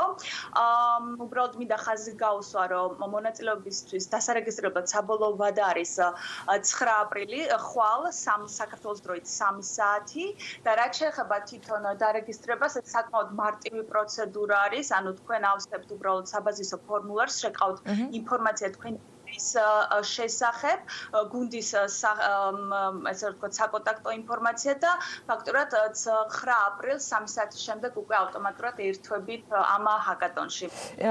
ნინო, ეს გუნდებიც ონლაინ არიან შეკრებულები, ანუ რეალურად მთელი მსოფლიო ონლაინ ერთიანდება ამ ჰაკათონის ფარგლებში და არის თუ არა რამე წინაპირობები, ვთქვათ, ან ასაკის შეზღუდვა, ან პროფესიების შეზღუდვა, ან რამე კონკრეტული თემატიკა, რაც ვთქვათ, გარკვეულ ჩარჩოებს ითვალისწინებს. დიახ, ანუ ამ შემთხვევაში მთავარი არის, რომ თქვენ ყავდეთ შესაბამისი ექსპერტის ადამიანები თქვენს გუნდში, იმიტომ რომ ჰაკათონს აქვს მთავარი მიმართულებები სექტორულად, ანუ ეს გახლავთ ეკონომიკა, ჯანდაცვა, ბიზნესი, მათ შორის მოწყვლადი ადამიანების დაცვა, ვებგვერდზე მაყურებელს შეუძლიათ დეტალურად გაეცნოს ამ მიმართულებებს, ისევე როგორც სტარტაპები, ბიზნესები და ყველა ამ სექტორს ყავს ესე რომ ვთქვათ მენტორი, საკმაოდ მაღალი დონის მენტორი, მაგალითად ვინ არიან ესენი, რამდენადაც ვიცი, უკვე ცნობილი არის დაახლოებით ვინ ჩაერთვება ამ პროცესში მენტორობის თვალსაზრისით მონაწილეების შესახებ ინფორმაცია თავად მონაწილეებმა შეიძლება მხოლოდ 9 აპრილის შემდეგ ვთქვათ დაგვიდასტურონ, მაგრამ მენტორები ვინ იქნებიან და ვინ იქნებიან ჟიურის წევრები, ვინც შემდეგ ამ ყველაფერს გამოავლენენ. კი ბატონო, ანუ მენტორები დაყოფილი არიან სექტორების მიხედვით, მაგალითად მმართველობის მიმართულებით, სადაც ვთქვათ მონაწილეები შესთავაზებენ მთავრობებს თუ როგორ შეიძლება გაუმკლავდნენ კრიზისს. მენტორი გახდათ ესტონეთის ყოფილი პრეზიდენტი ბატონი ტომას ჰენდრიკ ილვესი, მოგეხსენებათ ესტონეთი ერთ-ერთი პიონერი არის ციფრული ტექნოლოგიების და ინოვაციების მიმართულებით. ასევე ერთ-ერთი მენტორი გახლავთ სემ ალტმანი, ეს გახლავთ OpenAI-ის ერთ-ერთი დამფუძნებელი და მწვანელი. შესაბამისად, ეს მენტორები არიან მობილიზებული სწორედ იმისთვის, რომ მაქსიმალურად დაეხმარონ გუნდებს ამ იდეების შემუშავებაში და შესაბამისი რესურსების მოძიებაში. რასაც მინდა ასევე ხაზი გაუსვა, არის ის მთლიანად საპრიზო ფონდი ამ ჰაკატონის წარმოადგენს დღეს უკვე 120,000 ევროს, მაგრამ სპონსორები, ესე რომ ვთქვათ, ემატება ამ ჰაკატონზე და თვითონ როდესაც დასრულდება ეს ჰაკატონი, გამოცხადება ყველა გამარჯვებული იდეა, რომელსაც უკვე მიეცემა შესაძლებლობა, რომ მოიზიდოს უფრო მეტი პარტნიორი, მოიზიდოს უფრო მეტი სპონსორი და ითანამშრომლოს სხვადასხვა კორპორაციებთან და მთავრობებთან. რეალურად ამ იდეებს უჩნდებათ შანსი, რომ ჰაკათონს მიღმაც ძალიან ბევრი საინტერესო პროექტი განახორციელონ. შეჯამების ნაწილში მინდა კითხოთ თვითონ ამ ჰაკათონის მნიშვნელობაზე იმ ფონზე, როდესაც მსოფლიო არის ასეთი მნიშვნელოვანი გამოწვევის წინაშე და ჩვენც გვაქვს საქართველოსთან შანსი, რომ ჩავერთოთ და ასეთი მასშტაბური პროექტის მონაწილეები გავხდეთ, რა მნიშვნელობა აქვს საქართველოსათვის ამ ჰაკათონს და ზოგადად ასეთი ტიპის კომუნიკაციას კორონავირუსის ფონზე თუ მის გარეშე? კი ბატონო, ჩემი აზრით საქართველოსთვის ძალიან მნიშვნელოვანი იქნება ამ ჰაკატონში მონაწილეობა და მე მართლა მოუწოდებ ყველა იმ ადამიანს, რომელსაც რაღაც იდეა აქვს ამასთან დაკავშირებით, იმიტომ რომ საქართველოში არის ძალიან კარგი პოტენციალი, ჩვენ გვაქვს ბევრი ესე რომ ვთქვათ, წარმატებული ისტორია, თუნდაც სტარტაპების, იდეების და ვფიქრობ, რომ ამ პოტენციალის გამოყენება და გასვლა უნდა მოხდეს აუცილებლად საერთაშორისო დონეზეც და ალბათ დამეთანხმებით, რომ ეს კრიზისული პერიოდები ყველაზე კარგი ბიძგია ზოგადად ინოვაციებისთვის და პროგრესისთვის ნებისმიერ სფეროში.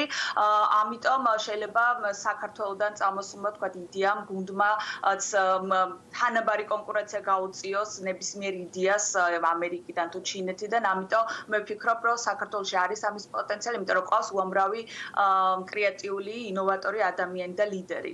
მე რაც ცნობილი ვარ, რომ ძალიან კარგი იდეები იქნება შეთავაზებული და იმედი მაქვს, რომ გამარჯვებულებს შორის ქართველებსაც ვიხილავთ. მადლობა თქვენ ჩართვისათვის და რა თქმა უნდა, ევროკავშირის ასეთი ინიციატივის გვერდის დგომისათვის და იმედი მაქვს, რომ რაც შეიძლება მეტი ადამიანი ჩაერთვება ამ პროცესში. ნინო სამველიძე, ევროკავშირის ციფრული, ახალგაზრდული და კულტურული პროგრამების ხელმძღვანელი საუბრობდა საქმიანი დილის ეთერში.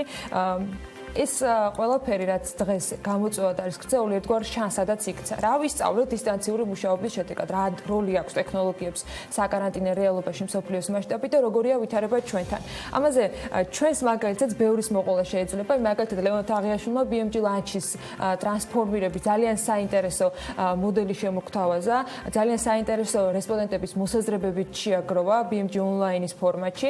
კალტენ დაკარტის კვლევების დეპარტამენტის დირექტორი ევა ბოჭორიშვილი, ჩირინოს აღმასრულებელი დირექტორი ქეთი ვაშეკიძე და ესტის დამფუძნებელი და გენერალური დირექტორი თინათინ რუხაძე იყვნენ მისი რესპონდენტები. BMG ონლაინის საქმიანი დილის ეთერში უნდა შემოგთავაზოთ ძალიან საინტერესო თემაზე საუბრით.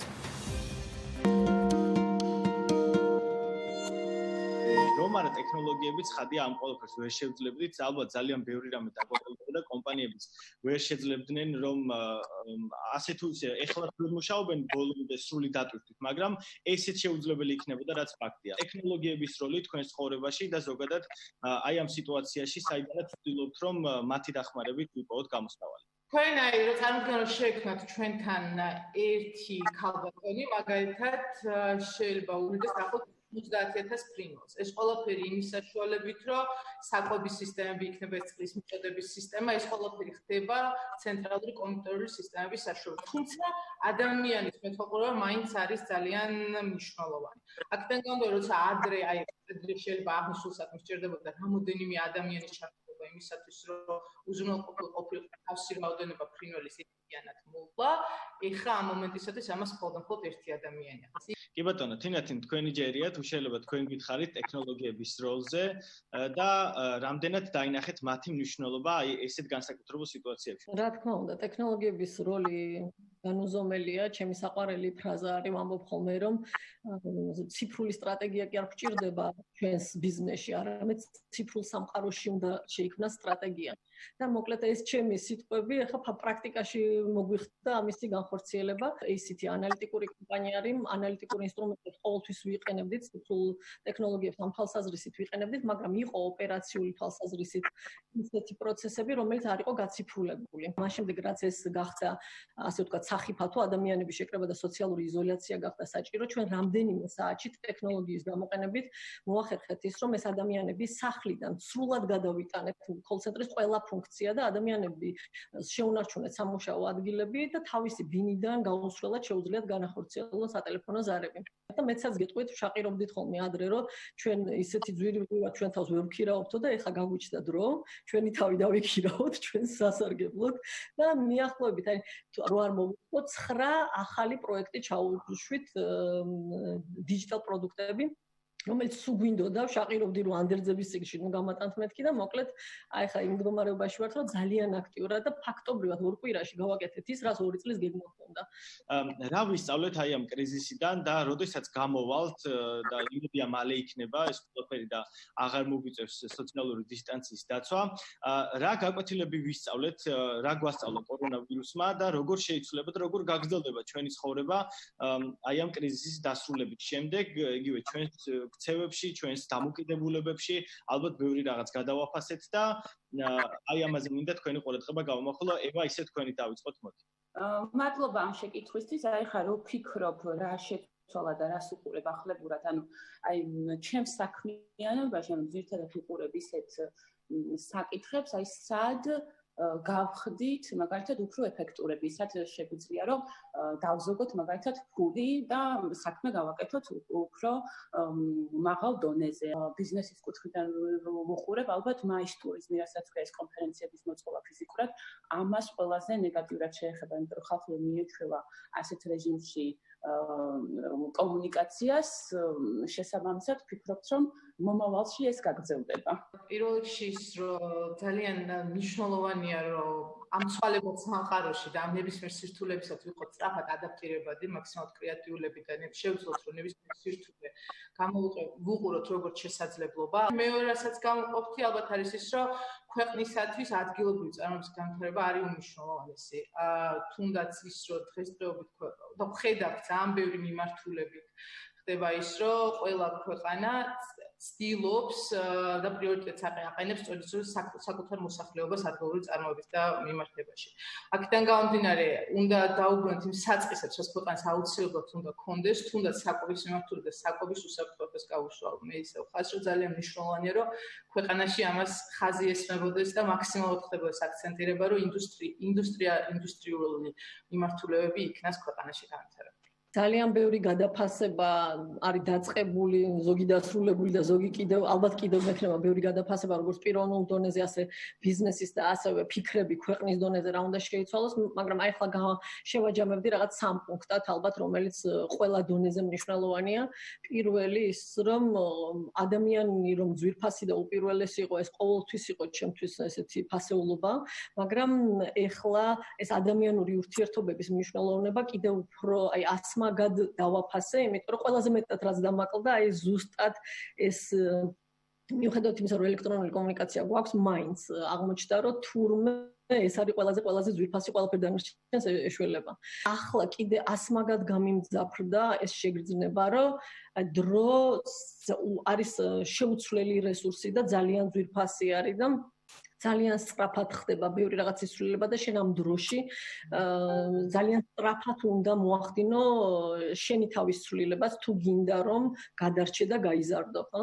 და მესამე ეს არის რესურსები, იმიტომ რომ ჩემი რწმენა ყოველთვის ეფუძნებოდა იმას, რომ შესაძლებლობები არის ძალიან ბევრი და უბრალოდ ადამიანებს ლიმიტი გვაქვს აქ და მხოლოდ ისე ვიზღუდებით, რაც ჩვენ ფიქრებში არის ხოლმე შეზღუდვა, თუმცა ეს არის ახლა განსაკუთრებული შემთხვევა, როდესაც რესურსები ძალიან შეგვეზღუდა და ფიქრობ, რომ რესურსების დეფინიციაც კი შეიცვალა. რა არის დღეს რესურსი, ამასაც კი გადახედვა სჭირდება. ახლებურად შეხედვა სჭირდება, ამასაც კრეატულად სჭირდება შეხედვას, ახალი რესურსების აღმოჩენა საჭირო იმისთვის, რომ წინ წავიდეთ და მე ვფიქრობ, რომ ეს არ არის ერთადერთი, არ მინდა არავინ შევაშინო, მაგრამ ეს არ იქნება ერთადერთი გამოწვევა და კიდევ უფრო აჩქარდება ალბათ ამის ტემპი და ჩვენ უნდა ვიყოთ მზად ამ ყველაფრისთვის.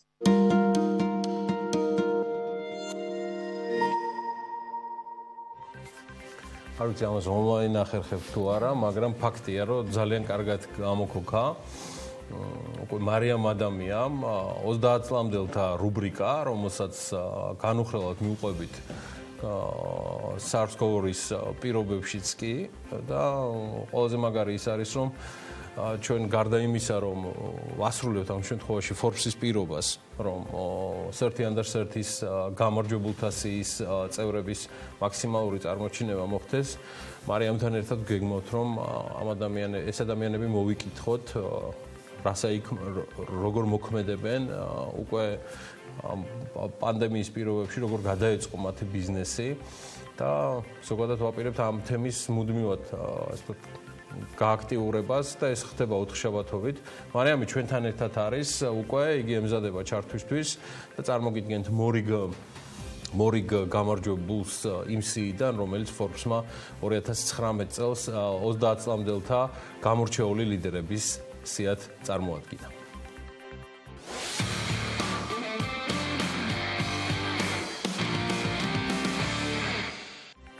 ყველას აქვს თავისი ევერესტი, რომლის დალაშქვით შეუძლია. ეს სიტყვები პანკისი კემპინგის დამფუძნებელს მანუ ქავთარაძეს ეკუთვნის, რომელსაც პანკისის ხეობის ბუნების მსოფლიოსათვის გაცნობის მიზნით 2018 წელს დიდი შრომის შედეგად ბიზნესი დააფუძნა.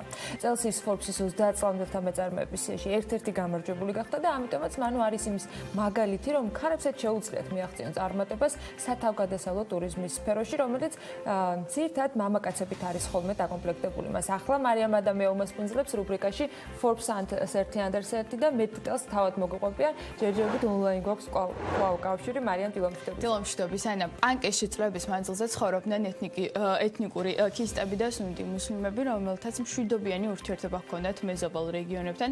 1990-იანებსა და ადრეულ 2000-იან წლებში კი ეს მშვიდობიანი თანაცხოვრება ქაოსმა დაარღვია, რამაც პანკის დიდი დაღი დაასვა და გარკვეულ იზოლაციაში მოაქცია. თუმცა საბედნიეროდ არიან ადამიანები, ორგანიზაციები, პროექტები, რომლებიც მიზნად პანკისის ეკონომიკურ გაძლიერებას და ადგილობრივი მოსახლეობის ხელშეწყობას ისახავენ, რათა მათ თავიანთი წვლილი შეიტანონ ქვეყნის განვითარებაში. შედეგად კი ადრე თუ გვიან აღდგება სოციალურ-ეკონომიკური ხიდი პანკისა და დანარჩენ საქართველოს შორის, სწორედ ამ პროცესების მონაწილე კი მანუ ქავთარაძეა და მიხარია, რომ მას მაყურებელი საქმიანი დილისა და Forbes-ის მეშვეობით გაიცნობს კიდევ უფრო სხვა კუთხით, რომელიც ახლა პირდაპირ ეთერში გვერდება დისტანციურად ონლაინ. მანო დილამშვიდობისა და პირველ რიგში დამიდასტურა გესმის თუ არა ჩვენი ხმა.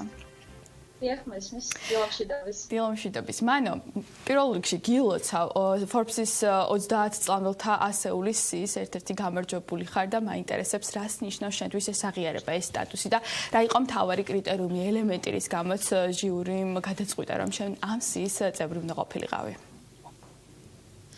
მადლობა, მოგესწრეს. ძალიან ვამაყივარ პირველ რიგში მინდა გითხრათ ამ გამარჯვებით.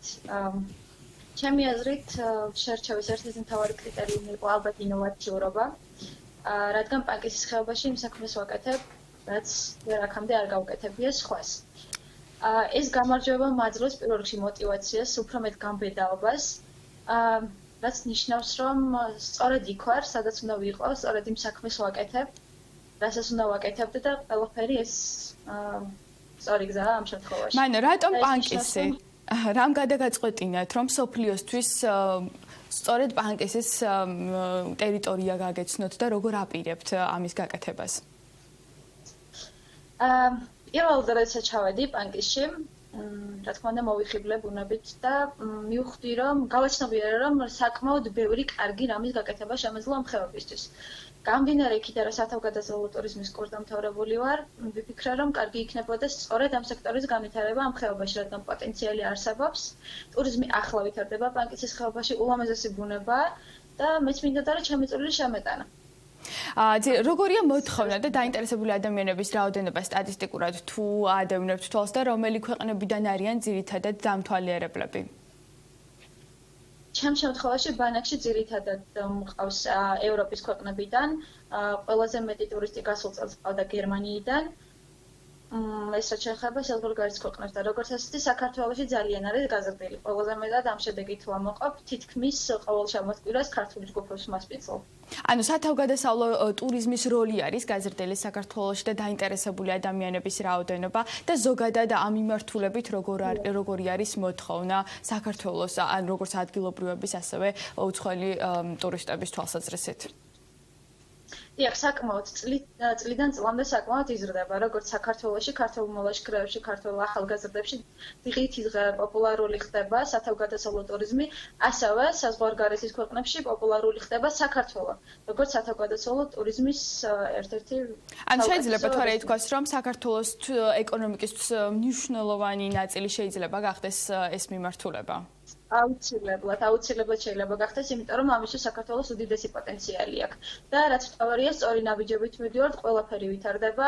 გარდა იმისა, რომ ბუნებრივი პოტენციალი გვაძლევს ამის საშუალებას, ასევე საკმაოდ დიდი ადამიანური რესურსიც გვაქვს, რაც იმას ნიშნავს, რომ აუცილებლად განვითარდება სათავგადასავლო ტურიზმი საქართველოში და გახდება ტურიზმის ეკონომიკის მნიშვნელოვანი ნაწილი. მაინო, ისევ პანკისი კემპინგს რომ დავუბრუნდეთ, კონკრეტულად რა ბენეფიტების მიღება შეუძლია ჩვენი ქვეყნის ეკონომიკას თქვენი საქმიანობით? ერთ-ერთ ინტერვიუში ვთქვი, რომ ახლა გაცილებით მეტი სარგებლის მოტანა შემიძლია ამ საქმიანობით ჩემი ქვეყნის ეკონომიკისთვის, ვიდრე მანამდე, როდესაც დაქირავებული რიგითი თანამშრომლის სტატუსი მქონდა. ვცდილობ, რომ საქართველო გავაცნო ევროპულ ქვეყნებს და არა მხოლოდ ევროპულ ქვეყნებს საქართველოს პოპულარიზაცია მოვახდინო. და ეს იმას ნიშნავს, რომ რაც მეტი ტურისტი მოყოლება, შესაბამისად მეტად განვითარდება ქვეყნის ეკონომიკაც. რას გეგმავთ მომავალში, აი ამ მიმართულებით გულისხმობ პანკისი კემპინგს, როგორ განვითარდება, როგორია თქვენი გეგმები, მიზნები და როგორ უყურებთ მომავალს?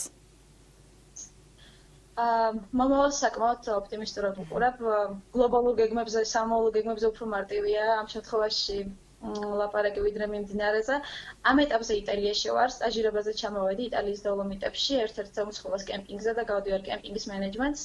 სწორედ ეს გამოცდილება მინდა რომ დავნერგო შემდეგ ჩემს ბანაკში და პანკისი კემპინგიც მინდა გახდეს ისეთივე სრულყოფილი, სრულფასოვანი და დიდი ბანაკი, როგორც ევროპულ ქვეყნებშია. და მოლოდინები როგორი გაქვთ? აი წელს მაგალითად გამომდინარე იქიდან რომ მსოფლიო მასშტაბით კორონავირუსი არის გავრცელებული, გაქვთ თუ არა დაგეგმილი ტურები მიმდინარე წლის ზაფხულის პერიოდში და როგორია თქვენი წინასწარი პროგნოზი? ტურები კი გაკეთებული მაქვს და გაყიდულიც მაქვს რამდენიმე ტური პანკისის ხეობის, თუმცა ეს მანამდე მოხდა, სადამ ეს სიტუაცია მოხდებოდა ზოგადად მსოფლიოში. მიმდინარე პერიოდში არ ვიცი, საკმაოდ რთული პერიოდია, თუმცა ალტერნატიულ გეგმაზე ვმუშაობ.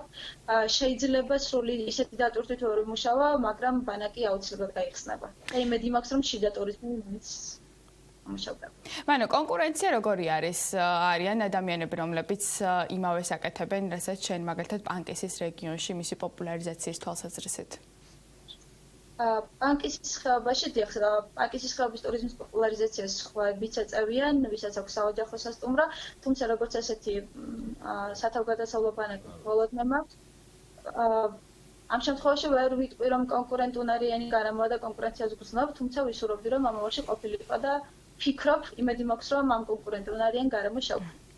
წარმატებებს გისურვებ, მადლობა, რომ იყავით ჩვენთან ერთად დილიდან. მანენა ქავთარაძე, პანკისი კემპინგის დაფუძნებელი იყო და ასეთ იყო კიდევ ერთი ქართველი წარმატებული 30 წლამდელი ახალგაზრდა, რომელიც Forbes-ის 30 წლამდელთა ასეულის ერთ-ერთი გამარჯვებულია.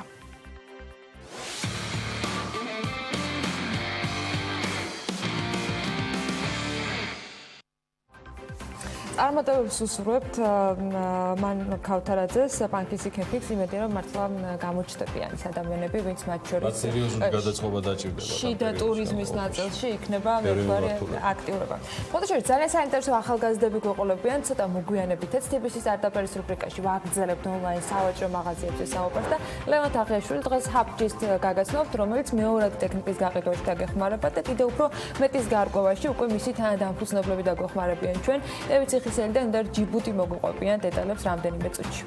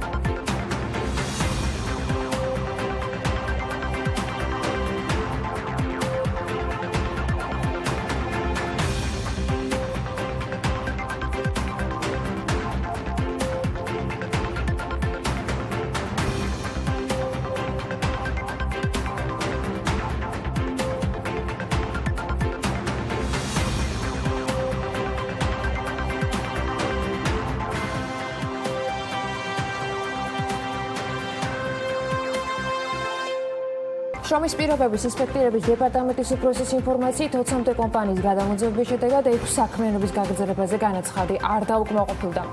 ბიზნეს ომბუდსმენის ინფორმაციით სტოპ-კოლ ფონდის თანხებით დაეხმარებიან მათ, ვისაც ყველაზე მწვავე საჭიროება უდგას, საჭიროების იდენტიფიცირება მიმდინარეობს და პროცესში შემომწირველი ბიზნესების ჩართულები იქნებიან. 7 აპრილს ფინანსთა სამინისტროს სახაზინო ობლიგაციების აუქციონზე 70 მილიონი ლარის ნომინალური ღირებულების 2 წლიანი ვადიანობის ფასიანი ქაღალდები გაიყიდა.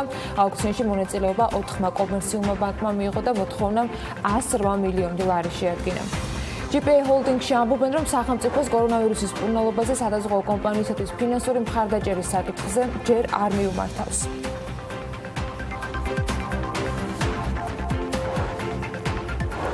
მართვის მენეჯმენტის ხარისხის მეტად გაუმჯობესება არის მთავარი გამოწვევა იმისთვის, რომ სტატისტიკა არ გაუარესდეს, ამბობს ჯანდაცვის მინისტრი. მისივე თქმით, ამ ეტაპზე სიტუაცია მართული არის ეგრეთ წოდებული მწვერვალებით, თუმცა დინამიკა ცუდი არაა. ამ ეტაპზე ჩვენ ჯერ კიდევ შეგვიძლია ვთქვათ, რომ პროცესი მართვადია. თუ დავაკვირდებით სტატისტიკას, არის პატარ-პატარა მწვერვალები, როცა გვაქვს დღეში დაინფიცირებული პაციენტების 10-დან 18-მდე რაოდენობა, მაგრამ არის დღეები, როდესაც საერთოდ არ დაფიქსირებულა შემთხვევა, ან არის დღეები, როცა 7 შემთხვევა ფიქსირდება. ეს ყველაფერი კი გვაძლევს უფლებას ვთქვათ, რომ პროცესი ჯერ კიდევ არის მართული, თუმცა სიფხიზლე და მართვის მენეჯმენტის ხარისხი მეტად უნდა გავაუმჯობესოთ და ეს არის მთავარი გამოწვევა, რომ სტატისტიკა, რომელიც დღეს გვაქვს, არ გაუარესდეს და შევძლოთ დინამიკაში პროცესის მართვა, საიმისოდ, რომ შედეგებზე გქონდეს პრეტენზია, რომელიც დღეს გვაქვს, ამბობს ეკატერინე ტიკარაძე. ელექტრონული კომერციის წარმომადგენლები ერთ ასოციაციაში ერთიანდებიან. კერძო სექტორმა ასოციაციის შექმნა კორონავირუსის გამო ქვეყანაში შექმნილი მდგომარეობის გამო გადაწყვიტა. 191 დადგენილებით მთავრობამ იმ კომპანიების ჩამონათვალი განსაზღვრა, რომლებსაც კორონავირუსის პანდემიის და ქვეყანაში საგანგებო მდგომარეობის პირობებში საქმიანობა არ ეკრძალებათ. ჩამონათვალში მოხდა სურსათი, სამედიცინო პროდუქტია და სატელეკომუნიკაციო მოწყობილობები, მაგალითად მობილური ტელეფონით ვაჭრობა, ასევე კომპიუტერების მიწოდება და ასე შემდეგ. თუმცა ამ სიის მიღმა დარჩა არაერთი კომპანია, რომელიც მუშაობას ვეღარ აგრძელებს. იმისთვის, რომ მათ ოპერირება განაახლონ, სპეციალური აპლიკაცია უნდა შეავსნონ, შემდეგ მათი შემოწმების პროცედურა მიდის, კომპანიები კი ამის გამო წუხან. ეკონომიკის სამინისტროში ამბობენ, რომ სამუშაოების გაგრძელება ასობით კომპანიამ მოითხოვა, დღეში კი ხელისუფლებას საშუალოდ 50-მდე კომპანიის შემოწმების რესურსი აქვს. ონლაინ გაყიდვების კომპანიები ამბობენ, რომ მოთხოვნა გაცილებით დიდია. საუბარი არის ათასობით კომპანიაზე, რომელთათვისაც ამ ეტაპზე ერთადერთი ასე ვთქვათ მუშაობის საშუალება იყო ონლაინ დისტანციურად მუშაობა და საკურიერო საფოსტო სამსახური მეშვეობით ამ პროდუქტის დისტანციურად გაგზავნა და 50 კომპანიის დღიური შემოწმება, ანუ ძალიან დაბალი ციფრია, რასაც ნამდვილად შეიძლება თვის ბოლომდეც ვერ გაართვან თავი, რომ მივიდნენ ასე ვთქვათ საშუალო და მცირე მუშაობს ეს ფორმა და ველოდებით, მაგრამ კაცმა არ იცის, როდის მოხდება მე ამ ფორმების შემოწმება და საბოლოო ჯამში როდის მოხდება გამონაკლისის დაშვება. ამიტომ რეალურად მსგავსი ტიპის ბიზნესები გაჩერებულია. ამას გარდა კომპანიებისათვის კვლავ გუნდოვანია რა კრიტერიუმით შეარჩია ხელისუფლება, მაგალითად სატელეკომუნიკაციო პროდუქციით ვაჭრობა და მათ მუშაობის გაგრძელების უფლება შემოწმების გარეშე მისცა. დანარჩენ კომპანიებს კი მიწოდების სერვისების სარგებლობისათვის ბიუროკრატიული ბარიერების გავლა უწევთ. კომპანიები ამ მიდგომას არასამართლიანად აფასებენ. ნახეთ, რაში მდგომარეობს ურთიერთწინააღმდეგობა. ანუ თუ ამ საწყობში მუშაობს ეს 3 ადამიანამდე, ხო? და შეუძლიათ პირობითად მობილური ტელეფონის დამუშავება და გაყიდვა და უშუალოდ გადაცემა პოსტისთვის, იმიტომ რომ პოსტა არის შემდგომში, ანუ შემდეგ ამ ონლაინ გაყიდვის ციკლს ჩვენ ვაგრძელებთ საფოსტო საკურიერო კომპანიები. რატომ არ შეიძლება მაგალითად სხვა ტიპის ნივთი, მაგალითად ბავშვის პამპერსი, ან თუნდაც ბავშვის სავარძელი ახალშობილისთვის შევიძინოთ ონლაინ ან სხვა ნებისმიერი სამომხმარებლო პროდუქცია, რომელიც ასეთივე პროცესს გაივლის, ასევე ჩვენთან მოდის პოსტაში შემდგომ, ასევე პოსტაში ხდება მისი დამუშავება. მაგალითად, თუ მომხმარებელს თავისი გადაეწვა გამათბობელი ამ პერიოდში, ან გაზის გამაცხელებელი, ან წყლის გამაცხელებელი, ამ შემთხვევაში ვისაც ამას ვეღარ შეიძენს, ეგ გამოდის და ფაქტიურად მოუწევს, რომ იყოს სიცივეში ან მოახდინოს ის ყოველდღიური მისი საჭიროებების დაკმაყოფილება, რასაც აქამდე იკმაყოფილებდა და დაიწყებს ის სახს გარეთ ამის წებნას. ანუ ვერ დარჩება სახს. Online shopping-ის კომპანიები აღნიშნავენ, რომ მთავრობის პოლიტიკა გარკვეულწილად არათანმიმდევრულია, მაშინ როცა ხელისუფლება მუდმივად საუბრობს, რომ ეკონომიკა არ უნდა გაჩერდეს, ისინი იღებენ გადაწყვეტილებებს, რომლის გამოც ათასობით თვითდასაქმებული და ონლაინ მაღაზიის თანამშრომელი შემოსავლის გარეშე დარჩა და ისედაც გაჩერებული გაყიდვები კიდევ უფრო დაამუხრუჭა ქვეყანაში ამ გადაწყვეტილებამ. მათივე თქმით, ეს იმ დროს ხდება, როცა მსოფლიოს ყველა ქვეყანა, მათ შორის ისეთებიც, რომლებიც უსაფრთხოების მაქსიმალურ ზონებს მიმართავენ, სწორედ უსაფრთხოების დაცვისთვის პრიორიტეტს ონლაინ გაყიდვებს ანიჭებენ. ძალიან ლოგიკური მგონია, როცა მიკრძალავენ პროდუქციის გაყიდვას, იმიტომ რომ ზუსტად ანალოგიური არის ჩემი ბიზნეს მოღვაწეობა ამ კუთხით, როგორც იქნებოდა, როგორც არის გლოვო მაგალითად ან ვოლტი. ბიზნეს პროცესი ავაგეთ იმ ნორმატივების გათვალისწინებით, რომელიც არის დღეისთვის გამოცემული, ანუ რომელიც არ ცდება მიმდინარე დადგენილებას, ეს ბიზნეს მოდელი, ასე ვთქვათ, თანამშრომლობის, რომელიც მოიაზრებს იმას, რომ ჩვენთან პოსტაში, არა მარტო ჩვენს პოსტაში, ონლაინში, არამედ სხვა ნებისმიერ პოსტაში მოხდეს ტვირთების დამუშავება, გადამზადება და ამით მოხდეს, ასე ვთქვათ, დაცვა ჩვენი თანამემამულეების და ეს მოდელი გაუგზავნეთ შემოსავლების სამსახურს და ეკონომიკის სამინისტროს. ველოდებით მათგან პასუხს. Online ვაჭრობის ძალიან კარგ მაგალითზე ვისაუბრებთ ცოტა მოგვიანებით ლევან თაღიუხთან და მის სტუმრებთან ერთად, თუმცა იქამდე კიდევ ერთი თემა. გარემოს დაცვის და სოფლის მეურნეობის მინისტრი საგანგებო მდგომარეობის დროს პურის გაძვირებას კატეგორიულად გამორიცხავს. მისი განმარტებით ამ თემაზე ასოციაციის წევრებთან შეხვედრა შედგა. რაზე ისაუბრეს მხარეებმა, დეტალებზე საუბარს ახლა თათია ჩაფიჩაძე გააგრძელებს. თათია, დილა მშვიდობისა და გისმენთ. დილა მშვიდობისა, ხაზგასმით ვამბობ, რომ პურის ფასი არ უნდა გაძვირდეს. ეს განცხადება სოფლის მეურნეობის მინისტრმა ლევან დავითაშვილმა გააკეთა. მისი თქმით, გუშინ მთავრობი ამ თემაზე ასოციაციის წევრებთან შეხვედრაც გაიმართა, სადაც მხარეები შეთანხმდნენ, რომ საგანგებო მდგომარეობის პირობებში პურის ფასი არ გაიზრდება, როგორც დავითაშვილმა აღნიშნა, ხორბლის ფასის მცირედ მერყეობას სახელმწიფო დაასუბსიდირებს. როდესაც საუბრობთ საგანგებო მდგომარეობაზე, საგანგებო მდგომარეობა გულისხმობს მათ შორის საგანგებო უფლებებსაც კონკრეტული ბიზნეს ოპერატორების მიმართაც და აქ მე შეიძლება ძალიან მკაცრად განვაცხადო, რომ დღეს პურის ფასი არ უნდა გაძვირდეს, იმიტომ რომ ამას გაძვირების ობიექტური წინაპირობა არ უნდა ჰქონდეს.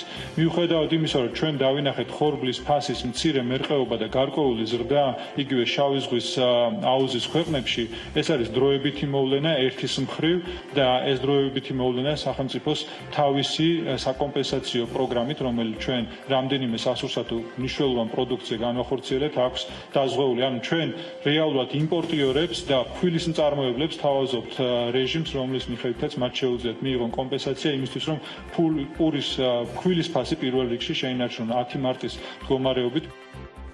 შეხვედრას ესწრებოდა მეპურეთა ასოციაციის თავმჯდომარე მალხაზ დოლიძეც, რომელმაც განაცხადა, რომ ამ დროისთვის პურის გაძვირების ობიექტური საფუძვლები არ არსებობს და ამ საკითხზე ყველა მწარმოებელი ერთსულოვანი იყო. მოვახსენეთ მინისტრს არსებული მდგომარეობა და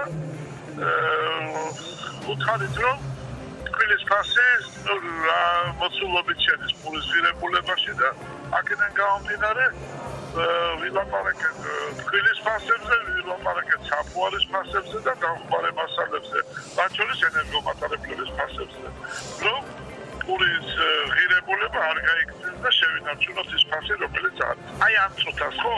ცოტათი მოიმატა, ცოტათი ხორბლის ფასმა, მაგრამ ნუ ესეთი ხევები ყოველთვის არის. საერთოდ ამ პერიოდს ახასიათებს ფასების კლება. ხორბალში თუ იქნება რამე განსხვავება, სახელმწიფო ამ შემთხვევაში ჩაერევა, ისე რომ ესე იგი წისხვილებს ეს არ დააწვეთ ტვირთად.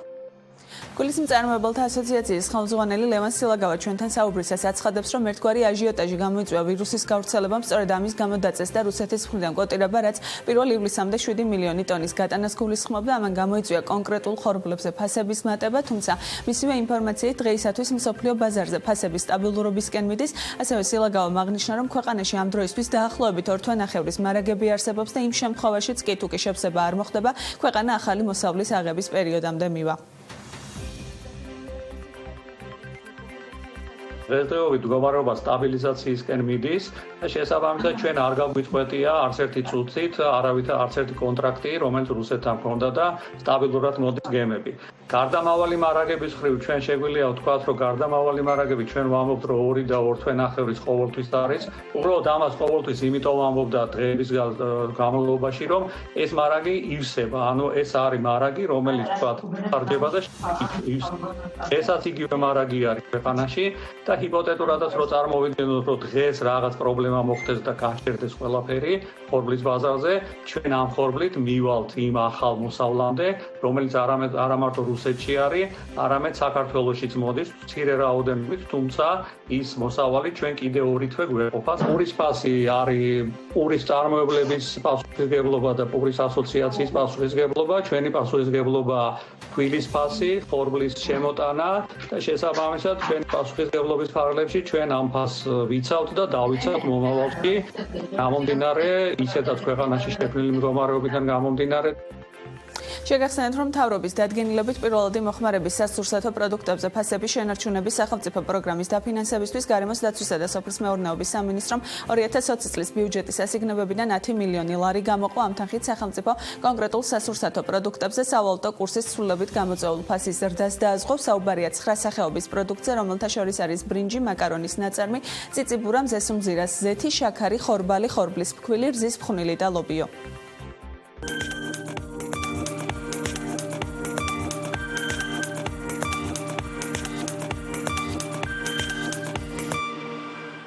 TBC სტარტაპერის რუბრიკაში კი ახლა ონლაინ სავაჭრო მაღაზიებზე საუბარი უნდა გავაგრძელოთ. როგორც დაგვიკვირდით, ლევან თაღიაშვილი დღეს ჰეპჯის გაგაცნობთ, რომელიც მეორადი ტექნიკის გაყიდვაში დაგეხმარებათ. ლევან, მოგესალმებით და გისურვებთ.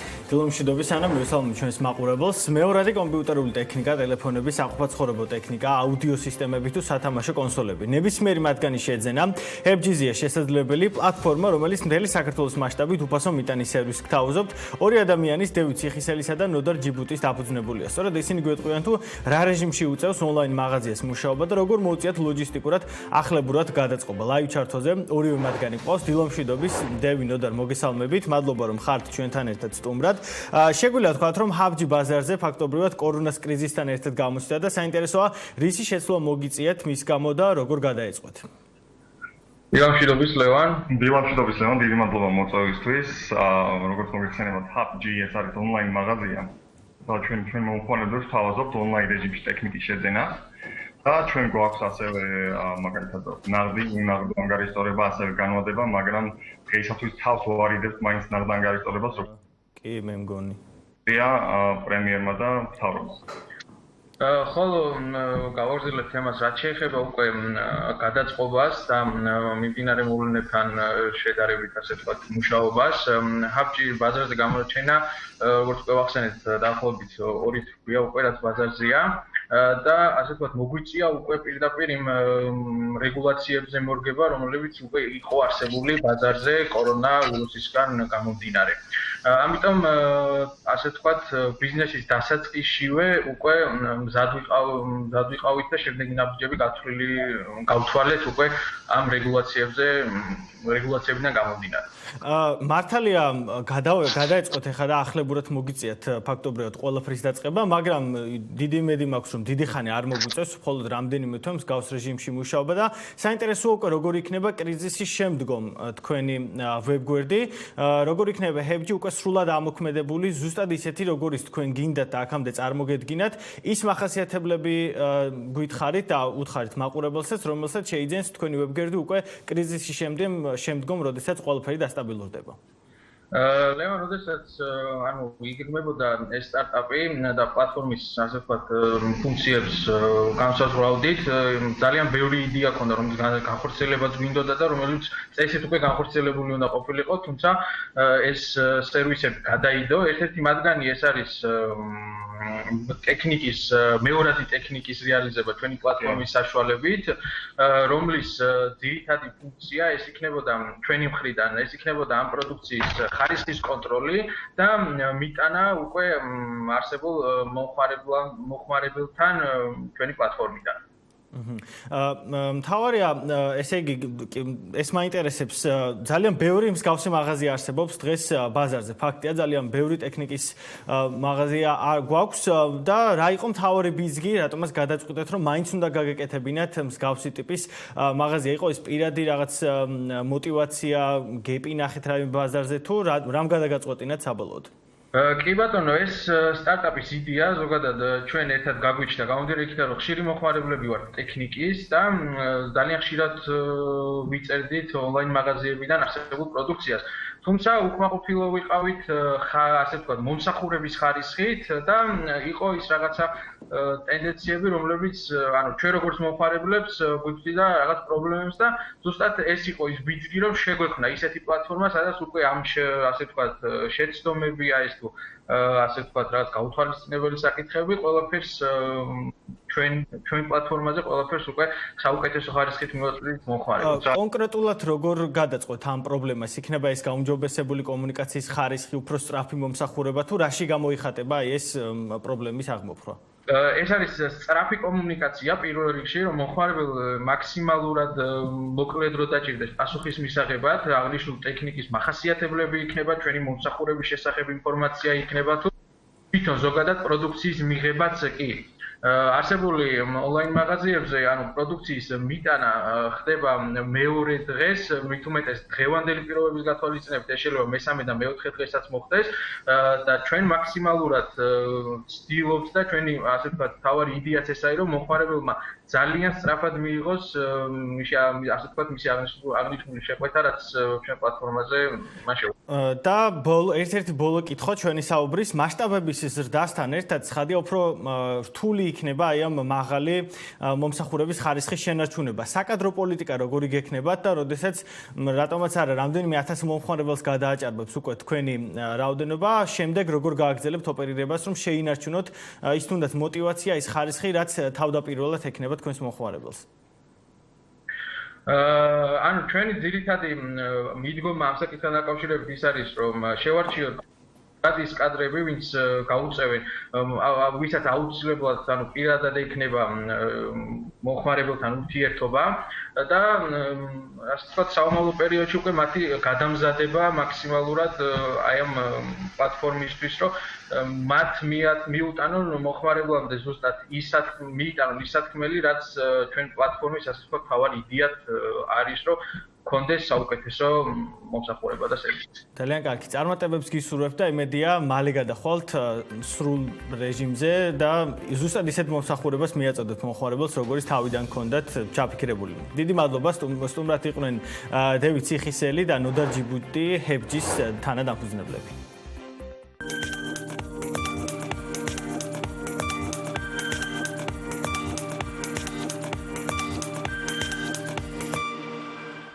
ამერიკაში ავტომობილების სადაზღვო კომპანიების ნაწილი საკუთარ მომხმარებელს აპრილსა და მაისში გადახდილი გადასახადის ნაწილს უკან უბრუნებს. იქიდან გამომდინარე, რომ მსოფლიო პანდემიის პირობებში ქუჩაში ავტომობილები არ გადაადგილდებიან და ამ გზით ცდილობენ კლიენტებისათვის ფინანსური კრიზისი შეუქმნან ამ კომპანიებმა. ინიციატივა ორ ამერიკულ სადაზღვო კომპანიას ეკუთვნის, რომლებსაც ეს გადაწყვეტილება $800 მილიონი უჯდება, თუმცა ამ დროს არიან კომპანიები, რომლებიც თავს ვალდებულად არ თვლიან, რომ რაიმე სახით დახმარების ხელი გაუწოდონ მომხმარებლებს. რა ვითარება ამერიკის სადაზღვო ინდუსტრიაში სინენის მასალაზე დაყრდნობით იმუშავა მარიამ ადამიანმა.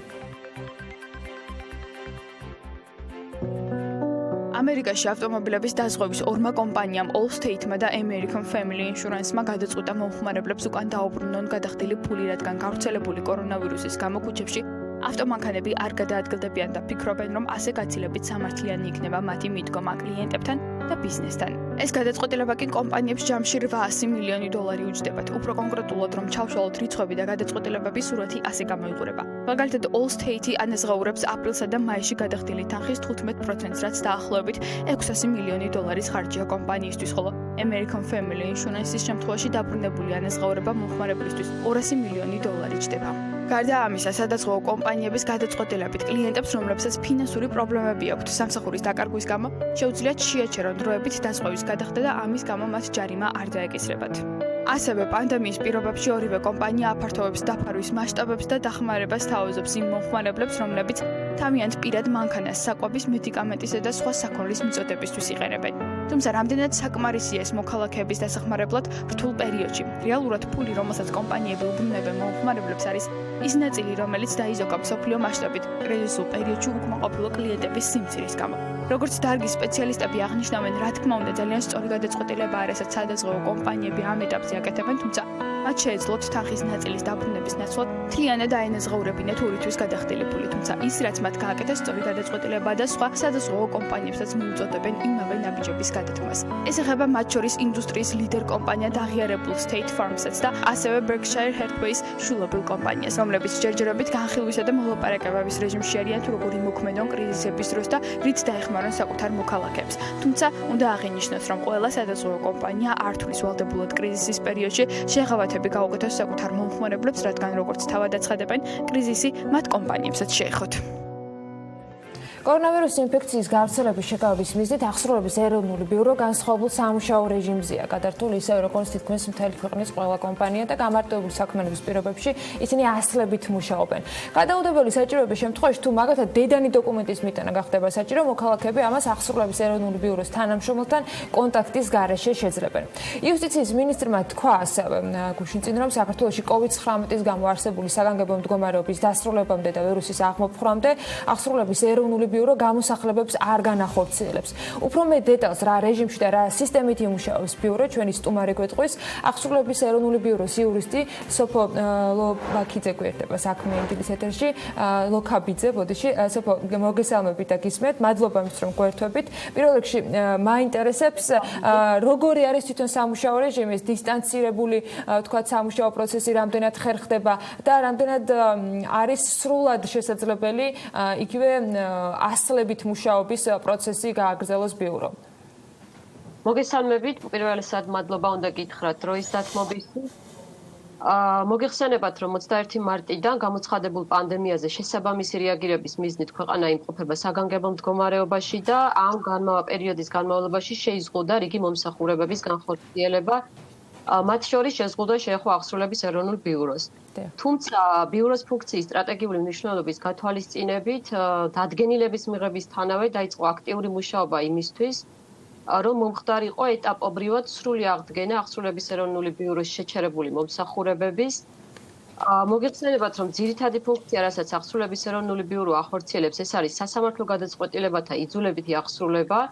და საგანგებო მდგომარეობის განმავლობაში კრედიტორებს მიეცათ უფლება და აქ უნდა ვთქვათ, რომ ეს არა მხოლოდ მათი უფლება, არამედ მათი ვალდებულებაც კია, რომ წარმოების დაწყების მიზნით დოკუმენტაცია წარმოდგენილი იქნას ელექტრონულად. ამის კრედიტორს შეუძლია გამოიყენოს მოქალაქის პორტალი MyGov.gi ან აღსრულების ეროვნული ბიუროს ელექტრონული მისამართი. ზოგადად მინდა გითხრათ, რომ აღსრულების ეროვნული ბიურო ნაწილობრივ ისედაც ახორციელებდა ელექტრონულ რეჟიმში საახსრულებო მოქმედებებს. და ამის გამო საკმაოდ სწრაფად გახდა შესაძლებელი, რომ გადავსულიყავით სრულად ელექტრონულ რეჟიმზე. მაგრამ რა შემთხვევაში ხდება საჭირო, რომ აი ეს სქემა, რომელიც ბიურომ შეემუშავა, როდესაც თქვა ადამიანი დედან დოკუმენტს წარადგენს, მაგრამ ეს ხდება დატოვება ერთ ადგილზე და შემდეგ უკვე თანამშრომელი კონტაქტის გარეშე იღებს ამ დოკუმენტებს, ეს სქემა აგემუშავებინათ, რა არის ის გამონაკლის შემთხვევები და როგორ მუშაობს ეს სქემა, რომ აგვიხსნათ?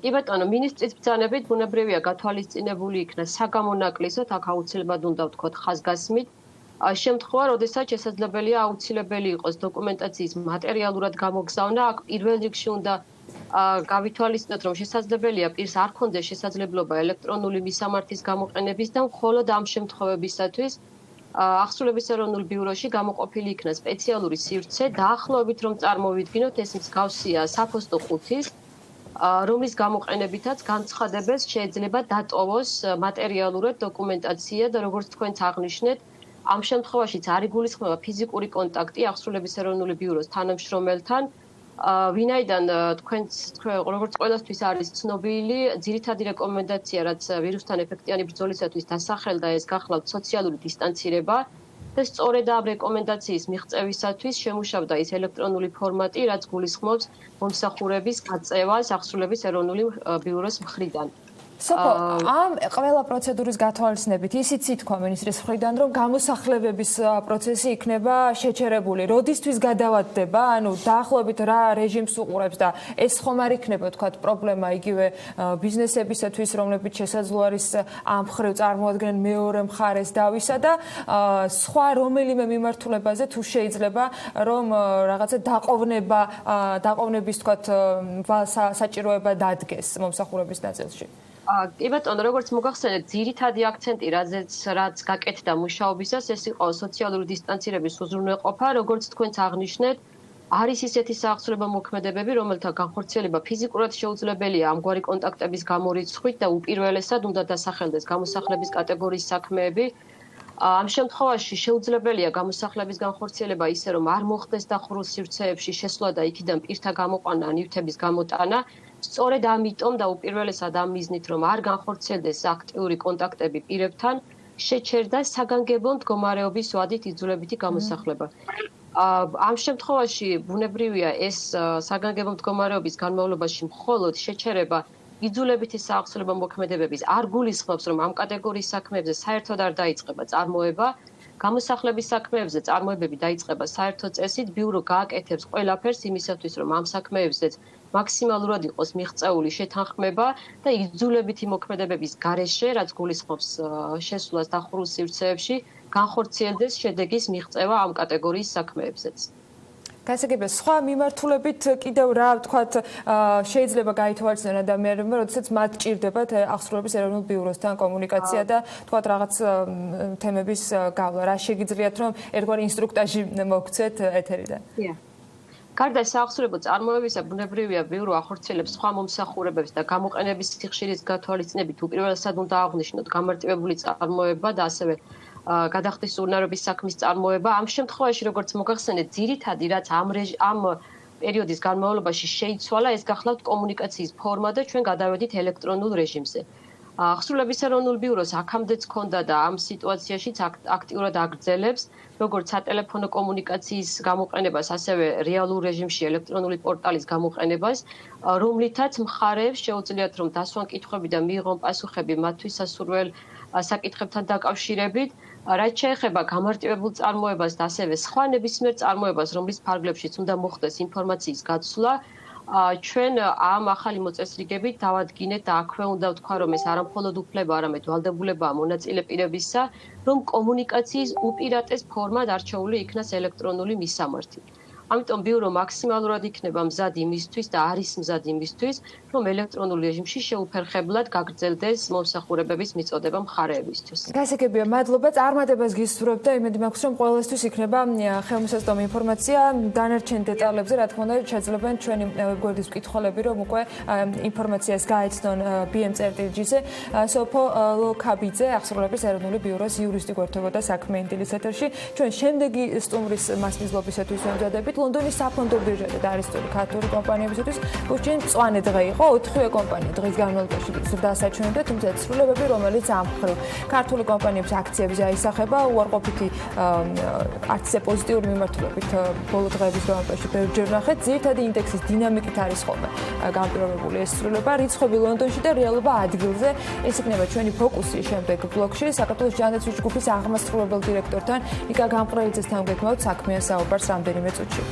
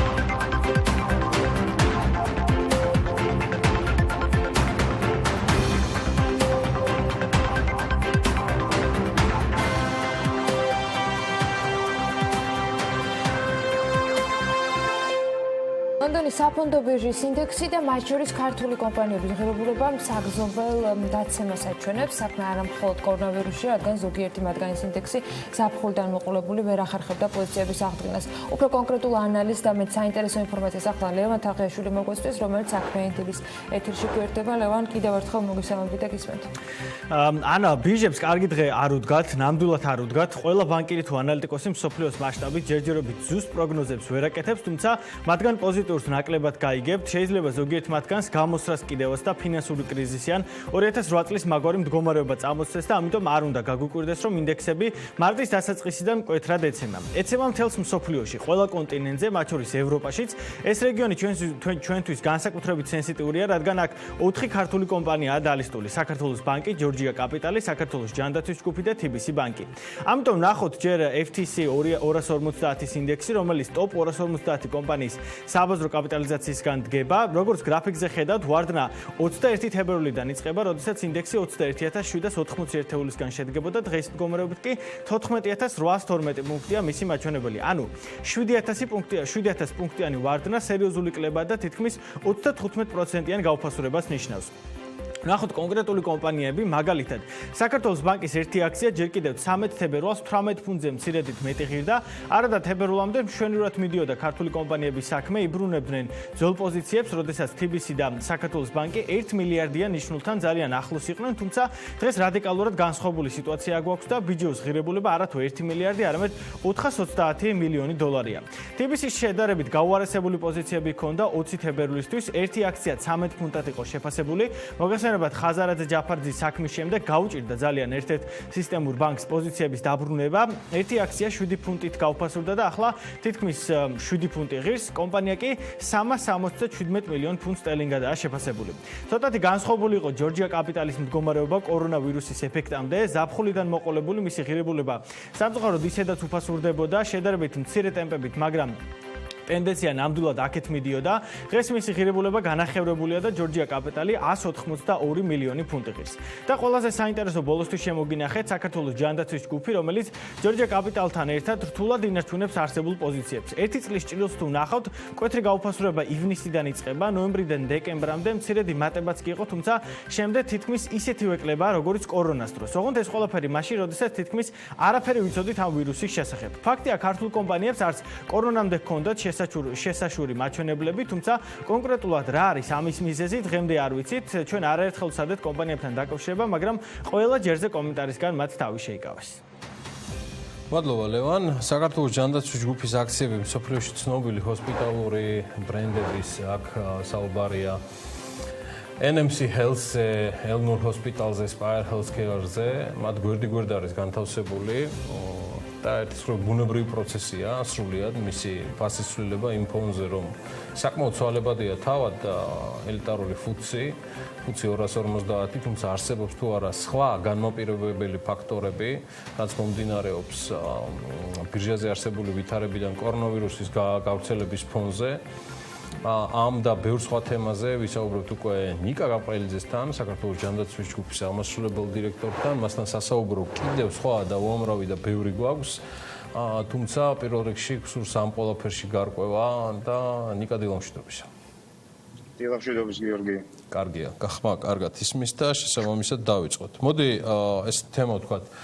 თავიდანვე საქართველოს ჯანდაცვის ჯგუფის განთავსება როგორც საჯარო, ასე ვთქვათ, მოვაჭრე კომპანიისა, ეს საკმაოდ ამბიციური განაცხადი იყო. ძალიან ბევრი სკეპტიკოსი ყავდა ამ თემას საქართველოში, ამის მიმოხილვა BMG-ს და Forbes ბევრჯერ აქვს გაკეთებული, რადგან პატარა ეკონომიკის ქვეყნიდან კონსოლიდაცია სამედიცინო აქტივებისა საკმაოდ ამბიციური განაცხადი იყო. ფაქტია, რომ ეს შედგა და დღეს კონკრეტული გარემოება დგას ამ ყველაფრიდან გამომდინარე. როგორც კომპანიის დირექტორი, რომელიც მთლად კორონა ინფიცირების დროსაც არ კარგავდი კავშირს კომპანიის მენეჯმენტთან და ასე ვთქვათ, უძღვებოდი სხვადასხვა თემებს.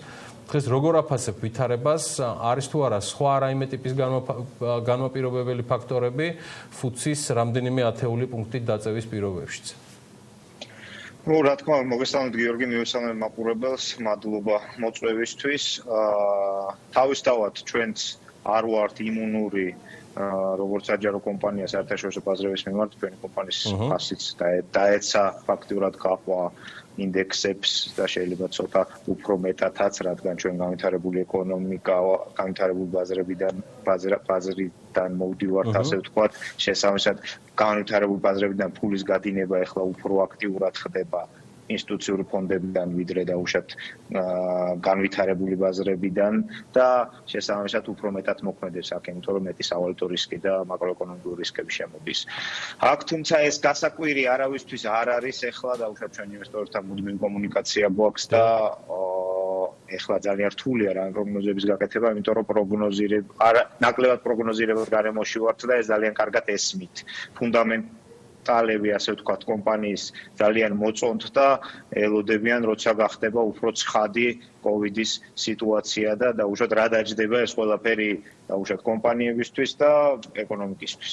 ნიკა, მე სანამ გადავალ თემაზე, ანუ რაც გახდა ინსპირაცია ჩვენი შეხვედრისა, იმიტომ რომ უამრავ ეთერში გნახე და ერთ-ერთი ეთერიდან გამომდინარე, ჩემთვის ხელჩასაჭირი გახდა თქვენი მიმართვიანობა ეროვნული ბანკის მიმართ. ამ თემაზე ცოტა მოგვიანებით მინდა რომ შევეხო, მაგრამ ჩემთვის კიდევ ერთი მთავარი თემა არის კომპანიის და მთლიანად ეკონომიკის, სოფლიო ეკონომიკასაც გულისხმობს ხადია ამ ვითარებიდან გამომდინარე. რა მდგომარეობაშია საქართველოს ჯანდაცვის ჯგუფში შემავალი თვითონ ჰოსპიტალების მდგომარეობა და ვითარება? ეს გზავნილი თქვენგან დღეს მნიშვნელოვანია. კომპანია, რომელიც წამყვანია ბაზარზე, ერთ-ერთი მთავარი ტონის მიმცემია და გადაწყვეტილების მიღები. გისმენთ? ანუ ჩვენ ახლა უკვე მარტის პირველი რიცხვი, მას შემდეგ რაც მოხვდი, ასე ვთქვათ, ჰოსპიტალში, უკვე მანამდეც იყო მზაობა დაწყებული, მას შემდეგ უფრო აქტიურად დავიწყე. არ უთხრა არავის რომ მე და შენ მესიჯობდით პარალელურად ამ. ბადლობა მოკითხვისთვის იქაც.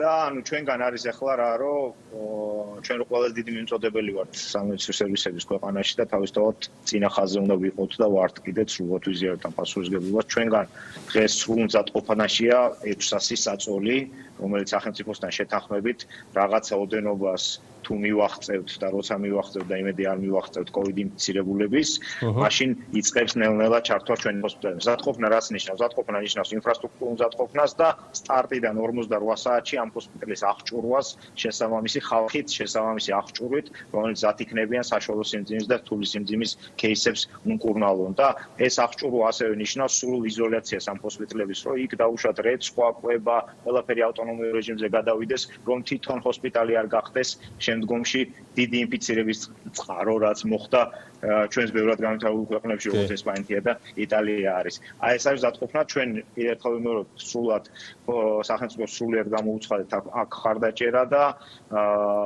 600 საწოლი არც თუ ისე ცოტაა, ეს არის ქვეყნის 3 რეგიონში. ჩვენ ვდგევართ, ასე ვთქვათ, წინა ხაზზე, როდესაც დაჭირდება ეს კონტექსტ და სიტუაციას, რომ ჩავერთოთ. მანამდე თავისთავად მიდის მუდმივი ტრენინგები, როგორც ამ ჰოსპიტალებში, ისე ჩვენს, ასე ვთქვათ, ჯენ სხვა ჰოსპიტალებში, რომელიც ასევე სხვა დაავადებებს იღებენ, იმიტომ რომ არ გამქრალა ხო სხვა დაავადებები, რა თქმა უნდა, და იქაც ძალიან მხიზლად უნდა ვიყოთ, რომ ადამიანებს შესაბამისი მოქალაქეებს შესაბამისი მომსახურება გაუწიოთ და ამ კოვიდმა ისე, ასე ვთქვათ, ისე არ გაგვიტაცოს, რომ სხვა მნიშვნელოვანი დაავადებები დაგვრჩეს ყურადღების მიღება. რაღაც ხო გინდა. აი რა ტიპის მომზადება გჭირდება თამართო? თქვენ ახსენეთ ტრენინგები, გუშინ გისმენდით კი ეს დიან ტრაპაიძესთან ეთერში, როდესაც აღნიშნეთ, რომ მიმდინარეობს გადამზადება უშუალოდ პროცესის, არა მხოლოდ ფურცელზე. ტექნიკურ ნაწილში რამდენად დგას საჭიროება, რომ იყოს თქვა დამატებით აღჭურვის მიმართულებით დღეს რაიმე შესყიდვები განხორციელებული და აქვე სანამ შემდეგ ნაწილზე გადავალთ, თქვენ წეგან ინვესტორები ახსენეთ, რომ მათთან კომუნიკაცია არის. აი რა ტიპის კომუნიკაცია მიმდინარეობს ახლა და რა თემებზე მიდის საუბარი იმ ფონზე, რომ ყველა რაღაცა მოლოდინის რეჟიმში არის და რაღაცა ეტაპის გასვლას ველოდებით? აღჭურვას კიდევ გუშინაც თქვი ანასთან, ანუ ეს არ არის ინფრასტრუქტურული აღჭურვაზე, იმიტომ საბედნიეროდ ინფრასტრუქტურული აღჭურვის მხრივ საქართველოს პრობლემა არ აქვს, ეს ხაზგასმით შემიძლია თქვა. აქ არის შესაბამისი ხალხი დატრენინგებული სამეცნიერო პერსონალით აღჭურვაზე და მათ დაცვაზე, მათ პერსონალურ დაცვაზე, ანუ პერსონალურ დაცვის საშუალებაზე, რაც თან სოფლიოში დეფიციტია და აქ უნდა ვიყო ძალიან ფრთხილად. ეხლა თუ მკითხავთ თქვენ ყველაზე ძალიან რა მაღელვებს, ეს მაღელვებს, რომ ჩვენი თანამშრომლები და შესაბამისად მოსახლეობა, რომელიც მოდის სიმპტომებით, იყოს მაქსიმალურად დაცული და ეს უნდა იყოს უზრუნველყოფილი. რაც შეეხება ინვესტორებთან კავშირი არის თავისთავად საუბრები არის, აბა როგორ ხარ, როგორ ეკითხებიან მარტივად რო ვთქვათ, როგორ არის თქვენი ლიკვიდურობის პოზიცია, როგორ არის რა ჩვენ ვეუბნებით რომ ვიბძვით და კარგად ვიქნებით და დარწმუნებული ვარ თუ ყველა ერთად ვიბძოლებთ და სოლიდარული ვიქნებით, ეგრეც იქნება. მე მინდა დავიწყო საუბარი გამოსავალზე, ნიკა, რომელიც თქვენ შესთავაზეთ რეგულატორს და რომელიც გახდა ჩვენი უკვე, ესე ვიტყვი, უფრო საქმიანი კომუნიკაციის თემა ამ კვირაში. ჩვენ ახლა ყველანი ერთად, ჩვენ საქმიან მაყურებელთან ერთად, საქმიანი დილის მაყურებელთან ერთად მოვისმენთ ნიკა გამყრელიძის ინტერვიუს რამდენიმე დღის წინ, რომელიც მან გასცა მთავარი არხისთვის. საუბარია, რომ ეროვნული ბანკი ბიზნესის უწყοτობის გეგმაზე მუშაობს, ეს რამდენიმე დღის წინ იყო განცხადებაში, რომელიც სებმა გაავრცელა, თუმცა კომენტარი, რომელიც მე პირადად მოვისმინე, სხვა რამდენიმე კომენტართან ერთად, იქ იყო საუბარი, რომ სებს სჭირდება მეტი მოქნილობა. ამან მოგცა ჩვენ დამატებითი ნიშანი საიმისოთ, რომ მოგვეკითხა თემა, თუმცა რა თემაზე იყო საუბარი, ნიკა გამყრელიძის ინტერვიუს ამონარიდი ტელეკომპანია მთავართან ჩართვისას. კონკრეტულად 10 დღის წინ მივწერე წერილი რაღაც კონკრეტულ იმიტომ ჩვენ კომპანიას რაღაცის გამო, ჩემთვის გაუგებარი მიზეზების გამო რაღაცა შეზღუდვები აქვს დაწესებული დღესაც და უელემენტოდ პასუხი არ მიმიღია ამ წერილზე და ამ მდგომარეობაში, როდესაც ჩვენ ფრონტის წინა ხაზზე ვართ, მგონია რომ ეროვნული ბანკის მხრიდან პირადად ეროვნული ბანკის პრეზიდენტის მხრიდან შეიძლება კრიტიკული ვარ, მაგრამ აბსოლუტურად ღია, მეტი მოქნილობაა საჭირო. ეს იყო გზავნილი, რომელიც საკმარისი იყო, BMG-ისთვის დაინტერესებული იყო, მოეპოვებინა წერილი, რომელზეც გუშინ უკვე იყო ეროვნული ბანკის გამოხმაურება, მაგრამ ნიკა კარგად იცნობს BMG-ს პროფილს და სტრუქტურას, ჩვენ ძირითადი მაყურებელი საქმიანი წრეების წარმომადგენლები არიან. მე მინდა რომ ცოტა უფრო დეტალურად ვისაუბროთ, რატომ გადაწყვიტეთ ამ წერილის მიწერა, რა წინაპირობები იყო, რა მოლოდინები ჰქონდათ და დღევანდელი სტატუსი ნიკა იმის გათვალისწინებით, რომ თქვენ გუშინ პასუხს ეროვნული ბანკის პირველ პასუხს, ასე ვთქვათ, ჯერჯერობით საინფორმაციო სააგენტო BMG-ს დონეზე გაეცანით. გისმენთ? მადლობა, ასე ვთქვათ, ფასილიტაციისთვის აქ. მოდით ესე შევხედოთ რა, ჩვენ ვართ კიდევ ერთხელ ყველა დიდი მიმწოდებლები ქვეყანაში სამედიცინო სერვისების, არა მარტო ჰოსპიტალური, არამედ ფარმაცევტული სერვისებისაც. ამიტომ გამოწვევა საკმაოდ დიდია. ჩვენ გვჭირდება რომ იყოს ქვეყანაში მარაგები საკმარისზე მეტი, რაც აღუნიშნე არაერთხელ მარაგები, სამედიცინო მარაგები და საკმარისზე მეტია ისე რომ არც ჰოსპიტალურ სექტორს და არც ჩვენ საცალო მომხმარებელს აფთიაქში მისვლას პრობლემა არ შეექმნება. გვჭირდება ჰოსპიტალების მომზადება, პირველად ჯანდაცვის მომზადება, რასაც ვაკეთებთ, რაც საკმაოდ დიდ ინვესტიციას მოითხოვს და რაც მთავარია, ლიკვიდობას მოითხოვს. ანუ აქ ლიკვიდობასთან წვდომა არის კრიტიკული აბსოლუტურად. ანუ სიტუაცია არის ესეთი, რომ ყველაზე მსხვილ ბანკს ქვეყანაში TBC ბანკს ჩვენთან მიმართებით, ჩვენ ჯგუფთან მიმართებით ლიმიტი გავსებული აქვს, ასე ვთქვათ, ეროვნული ბანკის რეგულაციით და ეს ლიმიტი გავსებულია იმიტომ, რომ მეორე მსხვილი ბანკი, რომელიც დაახლოებით იგივე ზომისაა, ამ ლიმიტს ვერ აბალანსებს. ეროვნული ბანკის აბსოლუტურად ჩემთვის გაუგებარი და კანონთან ჩემი აზრით შეუსაბამო კვალიფიკაციის გამო, იმიტომ რომ დღესაც ვითვლებით ასოცირებულ აფილირებული, ურთიერთდაკავშირებულ პირად ყველანაირი კანონიერი კვალიფიკაციის გარეშე.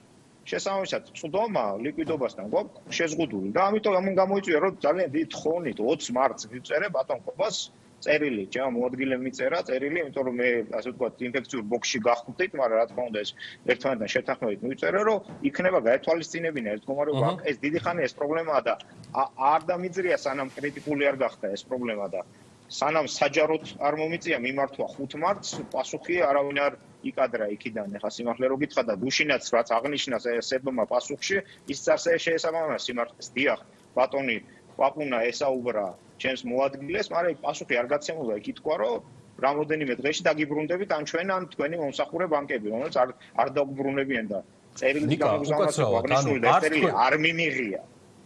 ეკითხვა მქონდა, რომ თქვენ პასუხი არ მიგიღეთ. არ ჩემამდე ეს წერილი არ მოსულა ყოველ შემთხვევაში არ ჩვენ პოსტაშია, არც ელექტრონულ პოსტაშია ჩვენთან და არც ფიზიკურ პოსტაში არ იყო გუჟი ღამის 11 საათამდე ეს წერილი და როცა მოვა შევხედავ. მე უბრალოდ სხვა რამე მადარდებს გიორგი, როცა გვიწევს საკმაოდ საქართველოს მთავრობასაც საკმაოდ წყობრი და მძიმე გადაწყვეტილებების მიღება ამ გამოწვევაზე, რომ მაქსიმალურად ნაკლები ზიანი მიიღოს ქვეყანამ. ამ დროს ინსტიტუტს, რომელიც მონეტარული პოლიტიკის სათავესთან არის და განსაკუთრებით ამ ინსტიტუტის ხელმძღვანელზე მაქვს საუბარი, მეტი მოქნილობა მართებს. ეხლა არ არის ზედმეტი ბიუროკრატიის დრო, ჩემი აზრით, იმიტომ რომ მით უმეტეს ეხლა სადამდეც მოვედით შეძლების დაყვარად ნაკლები ზიანით, ესევე უნდა გავაგრძელოთ და სისტემურ მდგრადობას მოწინავე სექტორის რისკები არ უნდა შეუქმნათ. რაღაცა გაურკვეველი ბიუროკრატიული ვერკეტებით. ესაა რაც ნიკა, პაპუნა ლეჟავას და თქვენს მოადგილეს შორის კომუნიკაცია რო შედგა, ანუ იქაც არ იყო ცალსახად რაიმე პასუხი ან ახსნა განმარტება, რომელიც თქვენი ჯგუფისთვის რაიმე პოზიციას მკაფიოს ჩამოაყალიბებდა რეგულატორის მხრიდან. ან ვადებს იქნებ რა ვადებში შეიძლება გადახედოთ. ანუ, როდესაც 20 მარტს მივწერეთ, ეს წერილი მიიღო ბატონმა გვინეთაძემ, დაგვიდასტურა მიღება. შემდეგ კვირაში ჩემმა მოადგილემ გაუგზავნა თხოვნით და დიდი მოწიწებით, რომ თხო იქნება, როდის დაგვიბრუნდებით, თხო ვერ გვეტყვითო, პასუხი საერთოდ არ მიგვიღია და წინა კვირის შუაში დაახლოებით ჩემმა მოადგილემ გადაწყვიტა, რომ ბატონ ლეჟავასთვის დაერეკა. და ეთქვა, რომ რა ხდება ამ საკითხთან დაკავშირებით და გითხრა, რომ ვერ მოგვიბრუნდნენ ამ საკითხზე რამოდენიმე დღეში, ან ისინი მოგვიბრუნდებიან, ან მომსახურე ბანკები. არც ერთი მომხდარა, არც მეორე.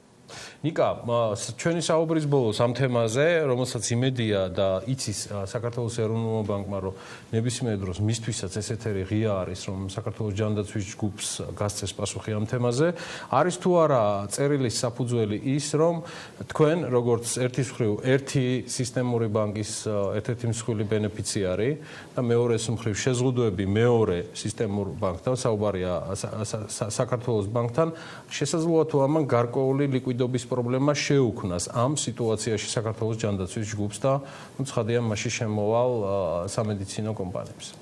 თუ ეს პრობლემები არ მოგვეხსნა, ეს რისკი არსებობს. ჩვენ მუშაობთ საერთაშორისო საფინანსო ინსტიტუტებთან, მოგეხსენებათ, ძალიან აქტიურები არიან ისინი, მაგრამ დროს მოითხოვს ეს ყველაფერი. ჩვენ გვინდა რომ რისკები მაქსიმალურად თავიდან ავირიდოთ. ეხლა არ არის ეგეთი გარესკვის დრო და იმიტომ და დიახ არსებობს ეს რისკი, რომ ლიკვიდობის პრობლემა შეგვექმნას ამას. პასუხი მიღებულია, ჩვენ ველით პასუხს და მოვიკითხავთ საქართველოს ეროვნული ბანკისგან. ნიკა გამყრელიძეს მის გუნდს ჯანმრთელობას უსურვებ, ისევე როგორც წარმატებას უსურვებ საქართველოს ჯანდაცვის ჯგუფს, ყველა ქართულ კომპანიას, რომელიც ლონდონის საფონდო ბირჟაზეა, თემას გავაგრძელებთ ამ კვირაშიც და შესაბამისად ველით უკავშირს ამ შემთხვევაში რეგულატორის მხრიდანაც. მადლობა ნიკა გამყრელიძეს, ეს საქართველოს ჯანდაცვის ჯგუფის აღმასრულებელი დირექტორი იყო. ჩვენ წინ სარეკლამო პაუზა გველოდება, ბექა ბაციკაძე ემზადება საქმიანი ეთერის შემოსვლად და ბუკა პეტრიაშვილის მიმოხილვა გოლის, რა თქმა უნდა, მსოფლიო როგორც ასეთი რამდენიმე წუთში დაიწყო.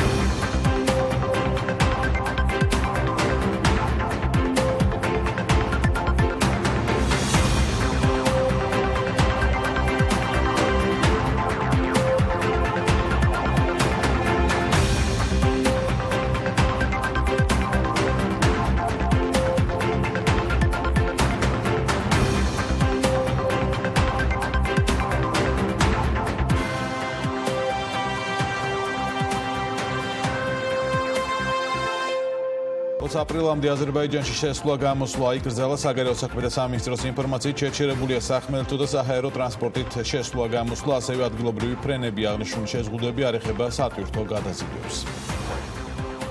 სტატისტიკის ეროვნული სამსახურის ანგარიშის მიხედვით 2019 წლის მდგომარეობით საქართველოში არსებულ ბაზრებსა და ბაზრობებზე ჯამში 45100 მოვაჭრეა დასაქმებული, საიდანაც 20000 მოვაჭრე თბილისში არსებულ ბაზრებზე მუშაობს. შესაბამისად, COVID-19-ის გავრცელების პრევენციისთვის დედაქალაქში და საქართველოს სხვა რეგიონებში დროებით დახურული ბაზრების გამო ათასობით ადამიანი შემოსავლის გარეშე დარჩა. COVID-19 ბრძოლაში ჩართულ მედიკოსებს საუზმეს რეგულარულად დანქინი მიაწვდის, როგორც კომპანიაში აცხადებენ, აქცია ვისოლ ჯგუფის სოციალური კამპანიის ნაწილია, რომელიც საზოგადოებას თანამედროვე გმირებს გააცნობს დევიზით შექმენი ისტორია. ბაზის ბანკი შექმნილი ვითარების და მომხმარებელთა ინტერესების გათვალისწინებით თავის მომხმარებლებს ინტერნეტ და SMS ბანკინგს 3 თვის განმავლობაში უფასოდ მიაწოდებს. ბანკის ელექტრონული სერვისების საშუალებით საჭირო საბანკო ოპერაციების განხორციელებას ახლიდან გაუსვლელად ბანკის ოფისებში ვიზიტის გარეშე უწყვეტ რეჟიმში შეძლებთ. TBC ვაჭრობის დაფინანსებისთვის Citibank-ისგან 67 მილიონი დოლარის ფინანსური რესურსი მოიზიდა. ეს ვაჭრობის ფინანსირების სფეროში TBC-სა და Citibank შორის დაფინანსების მოზიდვის შესახებ გაფორმებული პირველი შეთანხმება. დილომშვიდობის Wall Street Journal-ის სარედაქციო საბჭო იუწყება, რომ მსოფლიო ჯანდაცვის ორგანიზაციის მიერ პეკინთან მოწიწებით საუბარმა ზიანი მიაყენა გლობალურ საპასუხო რეაქციას COVID-19 პანდემიასთან ბრძოლის თვალსაზრისით. ამის შესახებ ინფორმაციას Fox News-ი ავრცელებს. როგორც გამოცემა აღნიშნავს, ფლორიდის სენატორმა რიკ სკოტმა კონგრესში გამოძიების დაწყება მოითხოვა. მისი თქმით, მსოფლიო ჯანდაცვის ორგანიზაციამ ჩინეთის კომუნისტურ რეჟიმს დეზინფორმაციის გავრცელებაში შეუწყო ხელი და პანდემიის მასშტაბურობა ერთობლივად დამალეს. როგორ განვითარდა მოვლენები და რას გეგმავს ამერიკამ, დეტალები ვნახოთ მარიამ ადამიანის სიუჟეტში.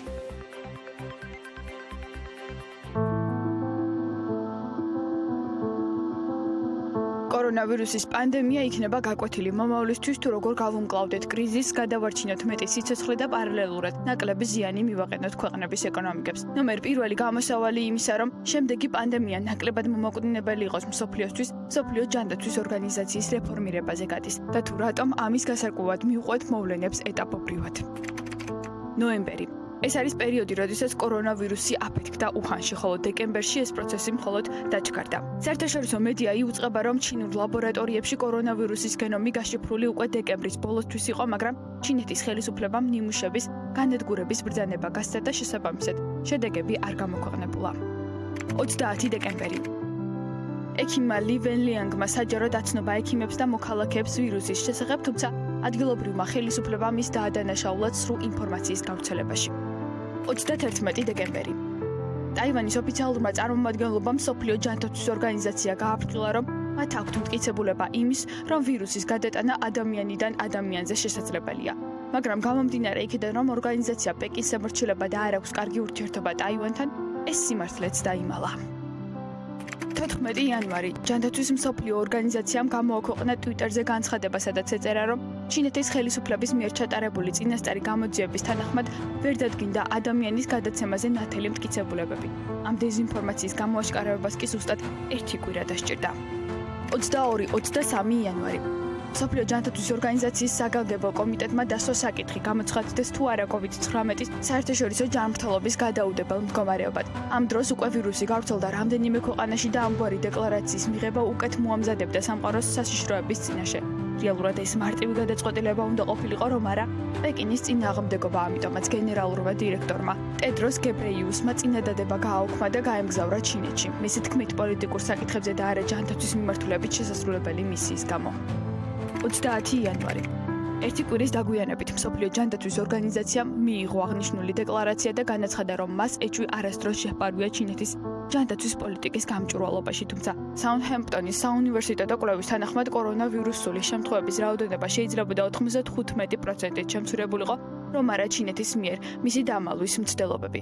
30 იანვარი. მსოფლიო ჯანდაცვის ორგანიზაციამ რეკომენდაცია გასცა, რომ არ შეზღუდულიყო ვაჭრობა და გადაადგილება ქვეყნებს შორის, რადგან ამის აუცილებლობა სამყაროში არ დგას. თუმცა ეს რეკომენდაცია პრეზიდენტმა ტრამპმა არ გაითვალისწინა და მეორე დღესვე შეზღუდა გადაადგილება ჩინეთის მიმართულებით. აღნიშნული გადაწყვეტილების გამო ტრამპი ნაწილმა გააკრიტიკა, თუმცა ფაქტია, რომ ამ შეზღუდვამ გარკვეულწილად შეაჩერა ვირუსის გავრცელება. 11 მარტი მსოფლიო ჯანდაცვის ორგანიზაციამ გამოაცხადა პანდემია და დაიხურა ქვეყნების საზღვრები, ანუ ყველა გადაწყვეტილება, რაც აქამდე მიიღეს, იყო დაგვიანებული, დაკარგეს დრო და შესაბამისად ადამიანები. ეს აღიარება ტრაგიკულია, მაგრამ უმრავლესობის შემთხვევაში მსოფლიო ჯანდაცვის ორგანიზაციის წარუმატებლობა გასაკვირი არ არის და მთავარი ბრალდებული თავად ხელმძღვანელი ტედროს გებრეიუსია, რომელიც არის პოლიტიკოსი და არა ექიმი.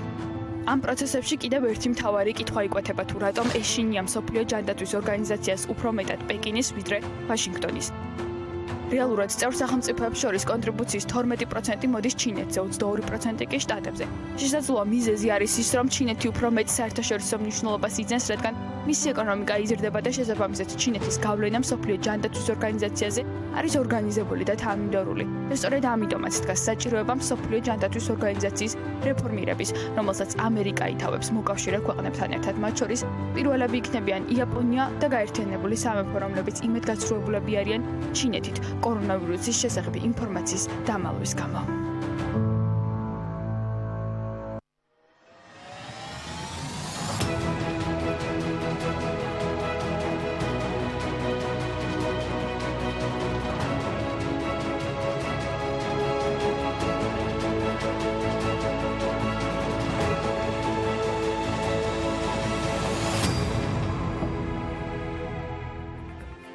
ნახოთ სადამდე მივა ის პროცესი, რომელზეც მარიამ ადამია რამდენიმე წამის წინ საუბრობდა, თუმცა დარწმუნებული ვარ, რომ ამერიკის შეერთებული შტატები ამ პროცესს ბოლომდე მიიყვანს აი ამ ერთ რამეში. ჩვენ უნდა ვისაუბროთ სხვა თემებზე, მსოფლიოში მიმდინარე მოვლენებზე, მათ შორის პანდემიის პარალელურად და პანდემიის მიღმა. შეერთებულ შტატებში პანდემიის გავრცელება დემოკრატთა შიდა პარტიული არჩევნების პიკს დაემთხვა.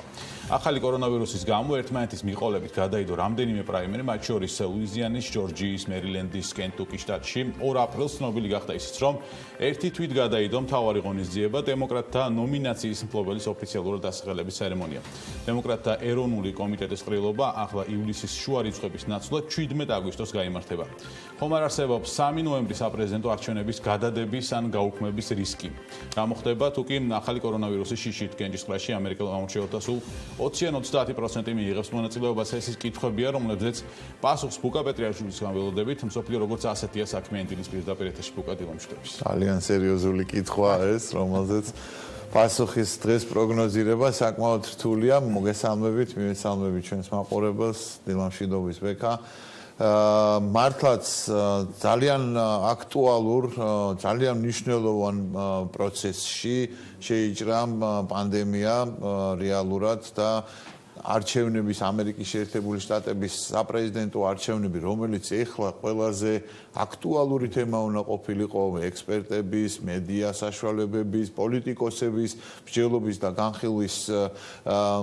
განხილვის დროს გახდა ესეთი მეორე ხარისხოვანი. ამერიკის შეერთებული შტატების პრეზიდენტი დონალდ ტრამპი ექსკლუზიურად ფლობს, ეხლა შეიძლება ითქვას, მედია სივრცეს თავისი ყოველდღიური ბრიფინგებით, რისი ფუფუნებაც ნამდვილად არ აქვს მის მთავარ კონკურენტს ჯო ბაიდენს. ის რეალურად გასაგები მიზეზების გამო გამქრალია მედია სივრციდან. მან ცდილობები არ დააკლო ნამდვილად იმას, რომ რაღაცა პანდემიასთან დაკავშირებით ვირტუალური ბრიფინგების ორგანიზება დაიწყო, town hall მიტინგების ტიპის, ესე ვთქვათ, შეხვედრები ვირტუალურად, მაგრამ ბუნებრივია მოგეხსენება, რომ ვირტუალური შეხვედრები კამპანიის ნამდვილად თან ის არ არის თავარი გადაწყვეტილების მიმღები.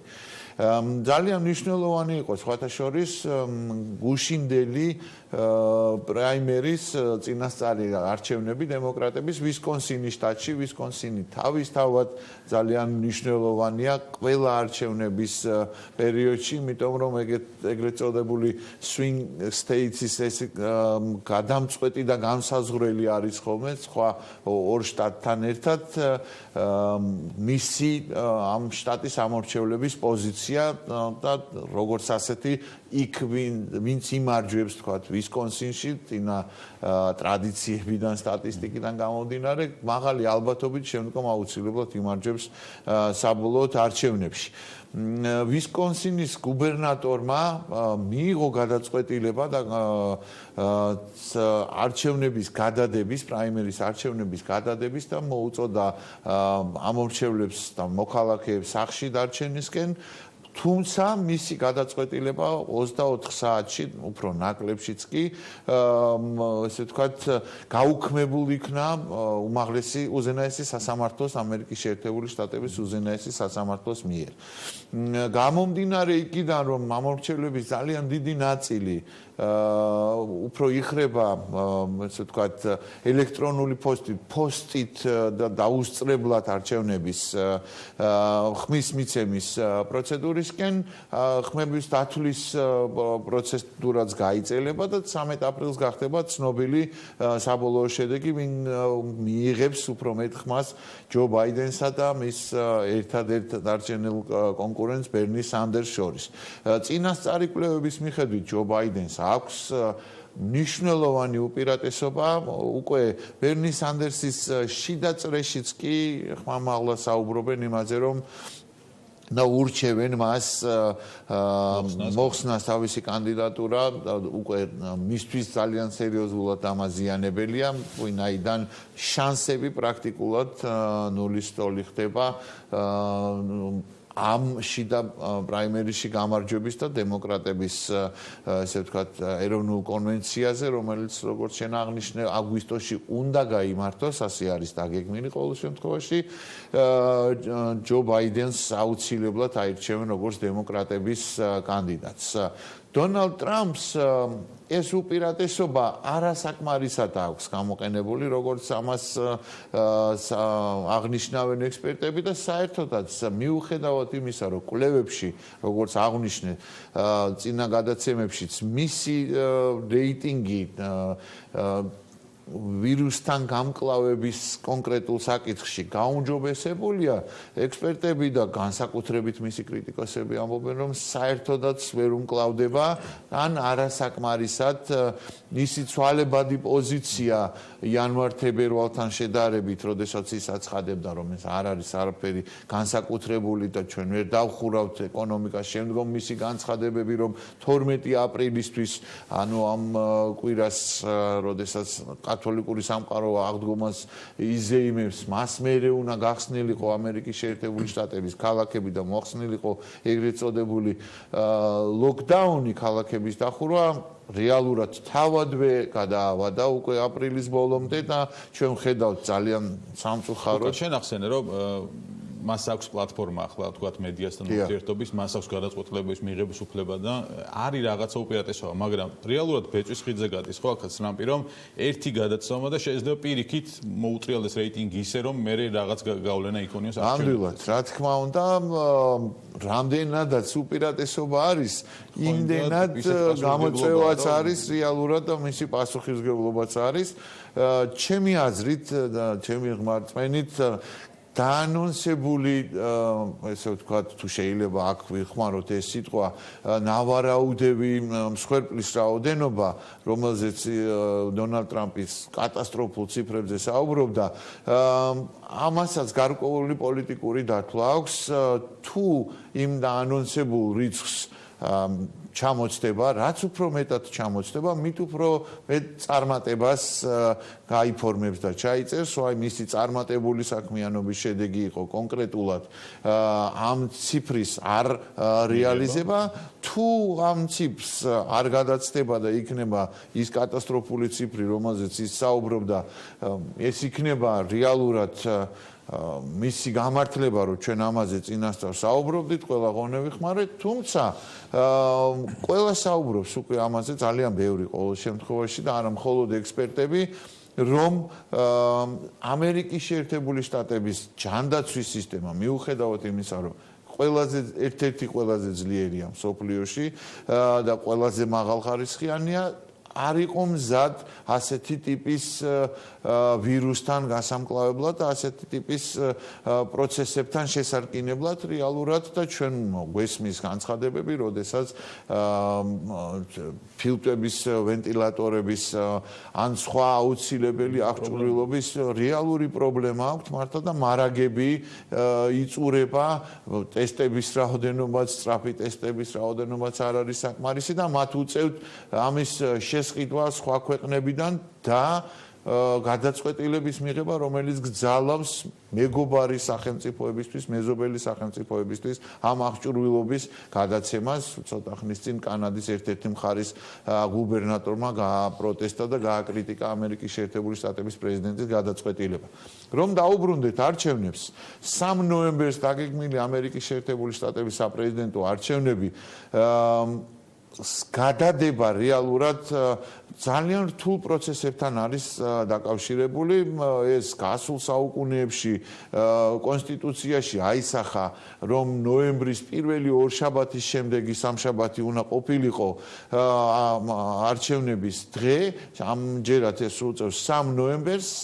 რეალურად ამის შეცვლას ძალიან სერიოზული საკანონმდებლო აქტივობა და კონსტიტუციური ცვლილებები და ძალიან სერიოზული საკანონმდებლო საქმიანობა ჭირდება. გაცილებით უფრო სერიოზული ვიდრე ჩვენი საკანონმდებლო საკონსტიტუციო ცვლილებების განხორციელებას. ამის შემდგომ კიდევ არის ცალკე კიდევ ინაუგურაციის თარიღი, რომელიც ასევე დაკანონებული არის 1933 წელს. კონსტიტუციის დამატებებში მე-20 ემენდმენტი არის, რომელშიც არის შეტანილი ეს თარიღი. შესაბამისად, ამის შეცვლასაც სჭირდება დაახლოებით 2/3 დაახლოებით არა 2/3 კანონმდებლების ხმების, რომ ეს შეიცვალოს და შემდგომ ამას კიდევ ჭირდება შემდგომი პროცედურები. ამდენად წლით უნდა გადავადოს. ამდენად თარიღის გადატანა რეალურად უფრო ნაკლებ სავარაუდოა. უფრო ხიფათის შემცველი არის, რასაც შენ საუბრობდი, დაბალი აქტივობა.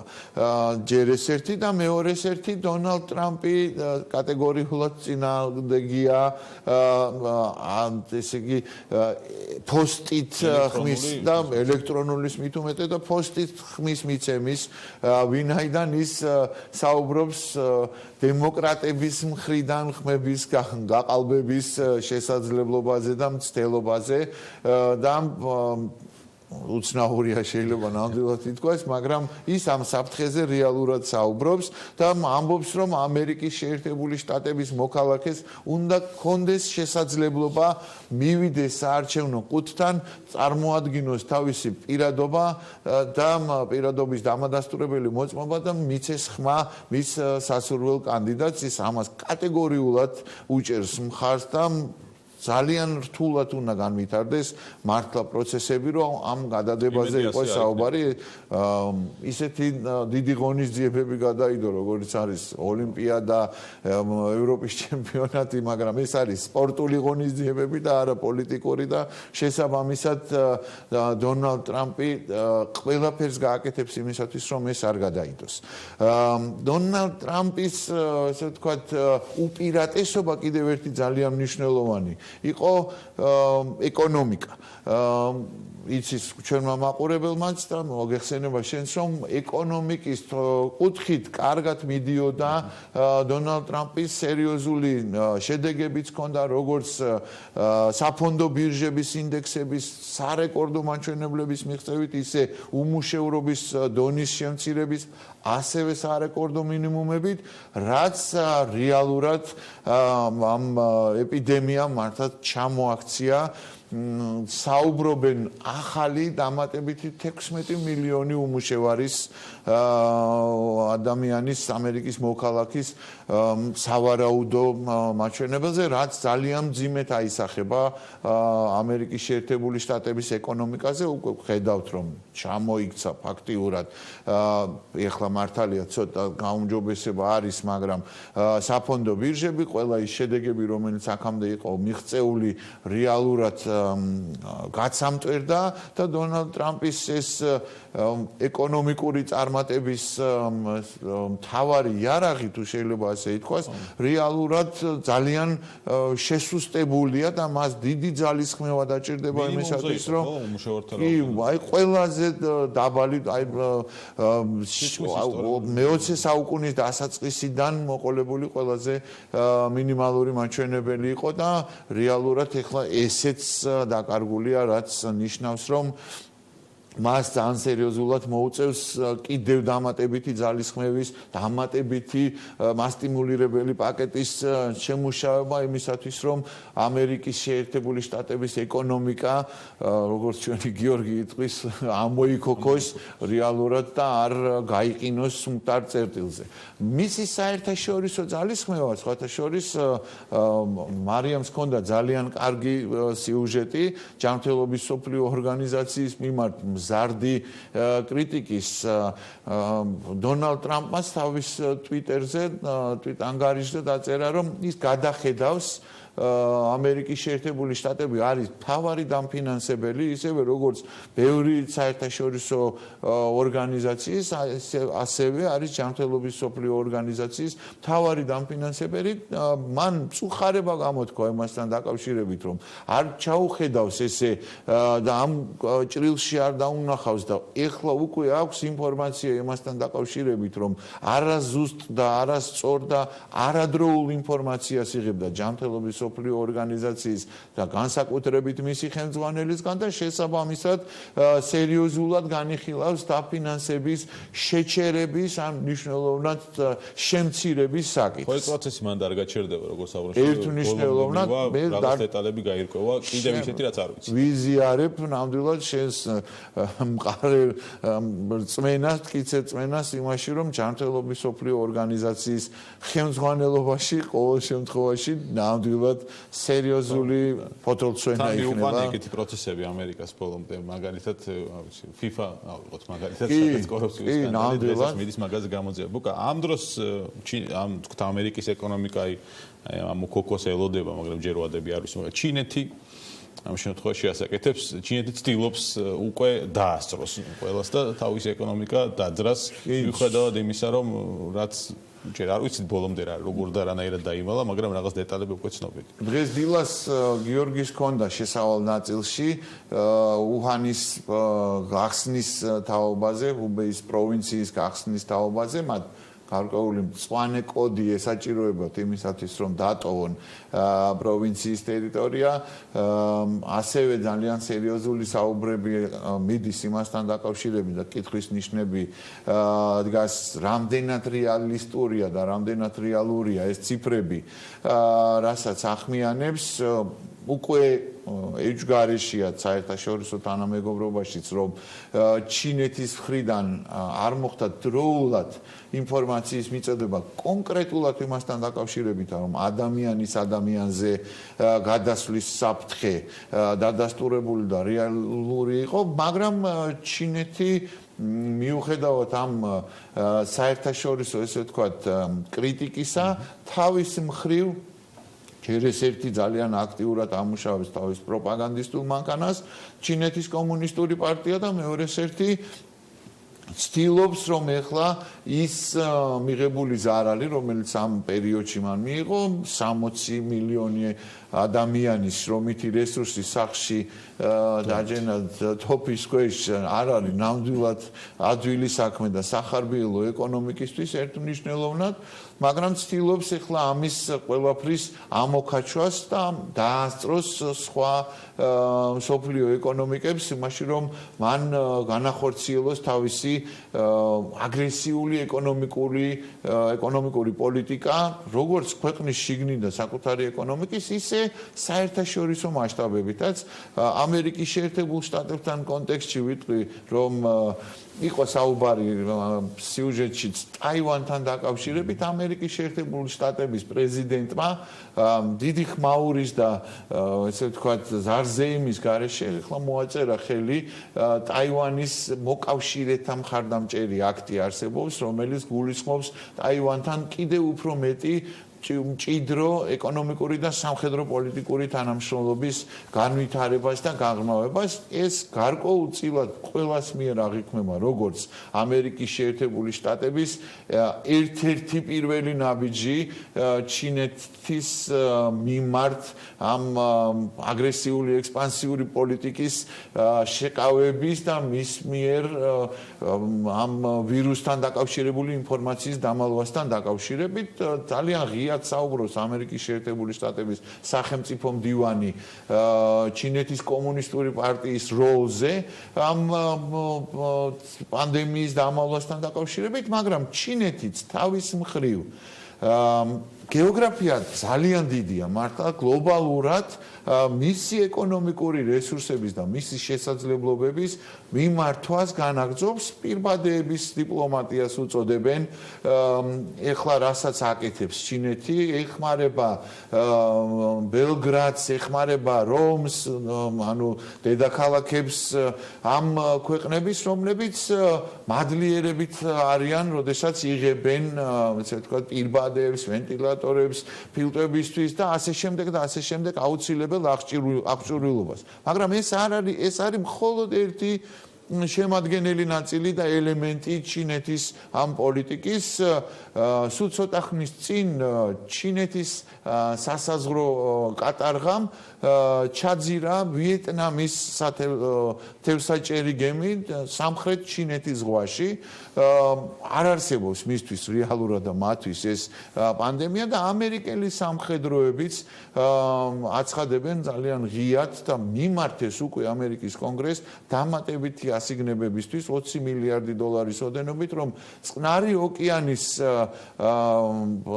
ასე ვთქვათ სივრცეში ამერიკის შეერთებული შტატების სამხედრო ყოფნა კიდევ უფრო მეტად გაძლიერდეს სარაკეტო საშუალებებით, სარადარო საშუალებებით და სხვა აუცილებელი აღჭურვილობით, ვინაიდან ჩინეთის სამხედრო მანქანა, სახალხო განმათავისუფლებელი არმიის სამხედრო მანქანა მუშაობს ძალიან ეფექტურად, გეგმაზომიერად სამხედრო ყოფნის გაძლიერების მიმართულებით. ეს არ ეხება მხოლოდ სამხრეთ ჩინეთის ზღვას, ეს არ ეხება ცენტრალურ აზიას, რომელთანაც რეალურად ესე გეოგრაფიული სიახლოვე მაინც არის ამითი გამართლებული, ეს ეხება კონკრეტულად არ ეხება უკვე მხოლოდ აფრიკას და აფრიკის კონტინენტს და ლათინურ ამერიკას, ასევე ეხება არქტიკას, სადაც ძალიან სერიოზული და ინტენსიური მუშაობა აქვს გაჩაღებული. არქტიკის საბჭოში, რომელიც მოქმედი წევრებიც არიან ამერიკის მოსაზღვრე ქვეყნები, კანადა, ნორვეგია, დანია, ამერიკის შეერთებული შტატები, ჩინეთს არაფერი გეოგრაფიული კავშირი არ აქვს, არანაირი, ძალიან შორს არის. მაგრამ რუსეთთან აქტიური მუშაობის შედეგად რუსეთი არის იმ არქტიკის საბჭოში, რუსეთთან მუშაობის შედეგად ის ცდილობს, რომ მაქსიმალური ყოფნა გააძლიეროს ბუნებრივი რესურსებით უმდიდრეს არქტიკის რეგიონში და ასევე სამხედრო ყოფნის თვალსაზრისითაც, ასევე ფერადი ლითონების და ძვირფასი ლითონების მარაგების თვალსაზრისითაც რეალურად ჩინეთს აქვს ძალიან სერიოზული ამბიცია და პრეტენზია და ეს არ არის მხოლოდ ერთი სარტყელი, ერთი გზის ინიციატივა, როგორც ჩინელები ამბობენ, ყინულის სარტყლის ინიციატივასთან დაკავშირებითაც მათ აქვს ძალიან სერიოზული გეგმები, რაზეც უახლოეს თვეებში და უახლოეს პერიოდში ჩინეთი გააგრძელებს ძალიან აქტიურ და სერიოზულ მუშაობას. ბუკა, 2 წუთში უნდა ჩავეტიოთ ევროკავშირთან დაკავშირებით მარშალის გეგმა რა ხდება ევროკავშირში, ვინ არიან ასე ვთქვათ კიდევ მარშალის გეგმის ეს არ არის რთული ამოცანა, მინდა გითხრათ, იმიტომ რომ ევროკავშირში გამომდინარე იქიდან რომ ეს არის 27 ქვეყნისგან შემდგარი საერთაშორისო ძალიან სერიოზული ზომით მესამე ეკონომიკის სამეულში შედის ეკონომიკის მასშტაბები და მოცულობით ევროკავშირის წევრი ქვეყნები ყველა გადაწყვეტილებას იღებენ ძალიან რთულად. პირველი ვინც გაახმიანა მარშალის გეგმა ეს იყო ესპანეთის პრემიერ-მინისტრი, მას სხვათა შორის გამოეხმაურა სულ ცოტა ხნის წინ, რამდენიმე დღის წინ ევროკომისიის პრეზიდენტი, რომელმაც აღნიშნა, რომ აქ დაიწყო უკვე საუბრები ევროპულ მარშალის გეგმაზე და ამ მარშალის გეგმას ჩვენ ძალიან სერიოზულად განვიხილავთ. ექსპერტების შეფასებით თუ კი ამერიკის შეერთებულ შტატებს 1958 წლებში მარშალის გეგმა 12 მილიარდი დოლარი დაუჯდათ მაშინდელი ფულით 12 მილიარდი დოლარი ძალიან დიდი ფული იყო. დღეს საუბარი არის 1 ტრილიონზე. საერთოდ ყური მიერჩია უკვე 1 ტრილიონს, იმიტომ რომ გერმანიის კანცლერმა განაცხადა, რომ 1 ტრილიონ 130 მილიარდ ევროს გამოყოფს გერმანიის ეკონომიკისთვის. ამერიკის შეერთებული შტატების პრეზიდენტმა ხელი მოაწერა 2 ტრილიონის და კიდე განიხილავს დამატებით 2 ტრილიონს. იაპონია ასევე განიხილავს 1 ტრილიონის მასტიმულირებელ პაკეტს, სადაც ეს არის შემოიღეს საგანგებო მდგომარეობა, ასე რომ ევროკავშირიც ნელ-ნელა რთულად მისთვის დამახასიათებლად მძიმედ, მაგრამ მიდის იმ გადაწყვეტილებამდე, რომ ერთობლივი პასუხი არის აუცილებელი. ეს არ არის ნამდვილად მარტივი საქმე, იმიტომ რომ ინდივიდუალური სახელმწიფოები იღებენ ინდივიდუალურ გადაწყვეტილებებს იგივე ეპიდემიასთან ბრძოლაშიც კი და მეთოდებთან, მაგალითად ჩეხეთი, დანია, ავსტრია, სადაც კურცარბაიტს ეძახიან ავსტრიის კანცლერი საპატივცემულოდ, მოუწოდებს მუშაობისკენ, ბაღების, მაღაზიების გახსნისკენ და ეს ძალიან მალე შემდეგ კვირაში უკვე განხორციელდება კიდეც, რასაც კატეგორიულად ეწინააღმდეგებიან ევროპის სხვა სახელმწიფოები და ნეგატიურად აფასებენ ამას. მადლობა ბუკა პეტრიაშვილის დღევანდელი მსოფლიო როგორც ასეთისთვის სატელევიზიო ფორმატში მსოფლიო როგორც ასეთი გემშვიდობა ზუსტად 1 კვირით.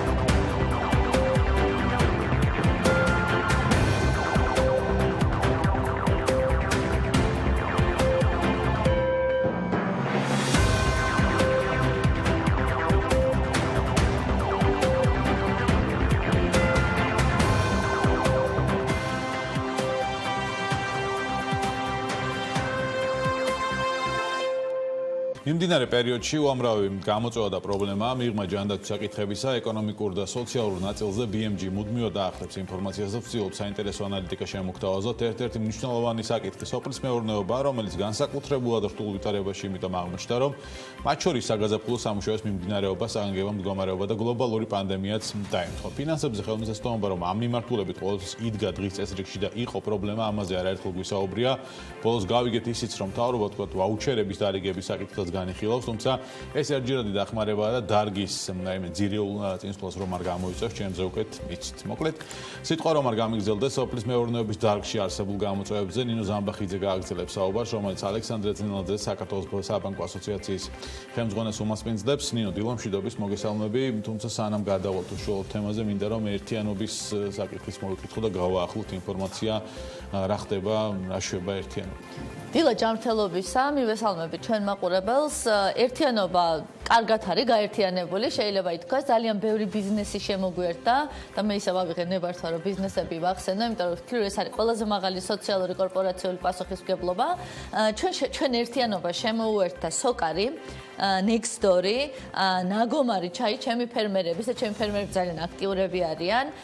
ფარმადებოდა GPS, იმიტომ რომ ყველაზე მნიშვნელოვანი ახლა მოხუცებულებისთვის სწორედ მედიკამენტები და ჰიგიენური საშუალება არის. წერტი, ჩვენი ბექა გონაშვილის ესევე ორგანიზაცია, პარენტი და ქართულ მაღაზიათა ასოციაცია, რომლებიც პროდუქტებით ასევე გვეხმარებიან. მაგრამ მიუხედავად ამისა, ერთი რამ მინდა ვთქვა ვექა, რომ რეგისტრირდება უამრავი ადამიანი, დაახლოებით 2750 ოჯახია, რომელსაც უნდა დავეხმაროთ და ამ დროისთვის მხოლოდ 1225 ადამიანს შევძელით დახმარება გაუწიოთ. თუმცა, რა თქმა უნდა, ძალღონეს არ ვიშურებთ, მაგრამ ამის პარალელურად სოფლის მეურნეობას ვუვლით, იმიტომ რომ ფერმერებს დღეს ძალიან დიდი გამოწვევა აქვს აგრარული ბაზრის დახურვასთან დაკავშირებით, მათ არიციან სად უნდა მოახდინონ პროდუქტის რეალიზება, თუმცა საპირწონეთ დგას მათი ჯანმრთელობა და თუ ყველაფერი არ მოწესრიგდა, ჩვენს კარგად უნდა გვესმოდეს, რომ მხოლოდ მთავრობა ვერაფერს გახდება. ისევ და ისევ დაფინანსება არის ერთი დიდი გამოწვევა. ბაზრების დახურვა არის დროებითი ღონისძიება, როგორც გუშინს გავიგეთ, მათ შორის გაახდა ეს ინფორმაცია, რაღაც წერტილები გაიხსნება, სადაც თქვა საბითუმო ნაწილში იქნება ვაჭრობა და თუ რაღაც რეკომენდაციები რაც გვაქვს, ჯანდაცემის დაკმაყოფილებული იქნება, ეს ბაზრებიც გაიხსნება. იმედია რომ ეს მოხდება მალე. ხო, ერთი მხარია ჯანდაცვა და მეორე მხარია ის სოციალური ნაწილი. ვახსენე რომ უამრავი ადამიანი დასაქმებული 2019 წლის მონაცემები იყო 40000-ზე მეტი 45000 ადამიანი იყო მოვაჭრე ბაზრობებზე, რაც სოციალურ ფონდს მნიშვნელოვნად დააზიანა. თუმცა ჩვენ მათ ჯანმრთელობასთან აუცილებლად უნდა ვიზრუნოთ და ყველაფერი უნდა გავაკეთოთ იმისთვის, რომ ჯანმრთელობის დაცვით მოვახდინოთ იგივე ჩვენი ბიზნესების შენარჩუნება. მაგრამ როგორც აღნიშნე, კვლავ გამოწვევად მაინც დაფინანსება და ფინანსურ კაპიტალზე ხელმისაწვდომობა რჩება და ძალიან ბევრი ფერმერი დღეს ამბობს, რომ მათ უკვე საბრუნავ კაპიტალზე ხელმისაწვდომობა არ აქვს, საგაზაფხულო ხნათესვა არის დაწყებული და ვფიქრობ, რომ ძალიან საინტერესო იქნებოდა ბატონო ალექსანდრესთან გაგვესაუბრა, როგორც ბანკების ასოციაციის ხელმძღვანელთან, რომელსაც უფრო სრული და ფართო ინფორმაცია. გალიკო, ძალიან დიდი მადლობა ეთერში მობრძანებისთვის და ჩართვისთვის, უფრო სწორად და დისტანციის დაცვისთვის. ვიმედოვნებთ, რომ თქვენი ესე ვთქვათ, გუნდი ჯანმრთელად არის. პირველი შეკითხვა რა გამოწვევას ხედავ, როგორ შეიძლება ძალიან სწრაფად გადაიჭრას ეს პრობლემები? ჩვენ ვიცით, რომ ბანკების კუთხით ყოველთვის სოფლის მეურნეობას ბევრი გამოწვევა ქონდა, არ ვიყავით მათთვის მომხიბლელი, ბოლო დროს ცოტა ტენდენციები შეიცვალა, მაგრამ დღეს კიდევ უფრო კრიტიკული მდგომარეობა აქვს ფერმერებს ბანკებიდან ფინანსურ კაპიტალზე ხელმისაწვდომობის. თქვენ რა ინფორმაციას ფლობთ? მოგესალმებით, მინდა მივესალმები მაყურებლებს. უპირველეს ყოვლისა მნიშვნელოვანი აღინიშნოს ის ფაქტი, რომ დღეს გარკვეულ ეტაპზე შეგუების პროცესი არის დაწყებული და ძირითადად სამუშაოები მიმდინარეობს, როგორ გავუკლავდეთ იმ კრიზისს და იმ პრობლემებს, რომელიც წარმოიშვა დღის წესრიგში, როგორც იცით, საბანკო სექტორი იყო ერთ-ერთი პირველი, რომელიც გამოაცხადა სხვადასხვა შეკავების შესახებ შესაძლებლებთან მიმართებაში. დღეს გამარჯვებით მიმდინარეობს მუშაობა სოფლის მეურნეობის დაფინანსების გააქტიურებასთან მიმართებაში. უბრალოდ არის წინ გარკვეული პრობლემები, როგორც ეხება ეს ადმინისტრაციულ პრობლემებს, ასევე აქვე არსებობს რეალურად რომ განსხვავებოთ რა ვადიანი იქნება მნიშვნელოვანი ეგრეთ წოდებული ლოკდაუნი ამ პერიოდში იქნება შესაძლებელი რომ რეაბილიტაცია განვითარდეს ბიზნესებმა აქვე ახდენეთ რეალიზაციის პრობლემა და რაც შეეხება ადმინისტრაციულ პრობლემას მასში გულისხმობთ იმით რომ როგორც იცით გადაადგილება შეზღუდული არის გარკვეულ ეტაპზე იგივე ჩაფრთხილების თავის კუთხით პრინციპში ადგილზე ვიზიტებიც ვერ ხდება კლიენტები ხშირად ხდება და მიმდინარეობს თანხილვა. აქვე უნდა ვახსენოთ აუცილებლად საგარანტიო სქემის ამუშავება პარალელურად და მასში მნიშვნელოვანი შეტანა, რომელიც უკვე დაანონსებული არის და უკვე წამოყენილი არის ბანკებისთვის და პრინციპში გონია რომ მცირე და საშუალო მეწარმეებისთვის ეს საკმაოდ მნიშვნელოვანი წინსვლა იქნება, ვინ მიიღებს თქვათ ამ პროექტში მონაწილეობას. აქვე ცალსახად მინდა ვახსენო, რომ ბანკები პრინციპში განიხილავენ იმას, როგორ უნდა დაფინანსდეს სოფლის მეურნეობა აქტიურად, როგორ უნდა გადავიდეთ სოფლის მეურნეობის დაფინანსების ფაზაში და რა ხერხები შესაძლებელი რომ რა ხერხებით ვისარგებლოთ ამ მიმართულებით. ალეკო ერთ შეკითხვას დაგისვამთ, ჩაგეკითხებით, ჩვენ კარგად უნდა გვესმოდეს ალბათ ყველას, რომ სოფლის მეურნეობა არ იცდის, ხო? იმიტომ რომ ჩვენ გვაქვს აგრორუქები. ჩვენ თუ ეხლა დაჩქარებული წესით ხვნათ ესვას ვერ მოუსწარით, ჩვენ ფაქტიურად ერთი წელი ჩავარდნილი გვაქვს, ხო?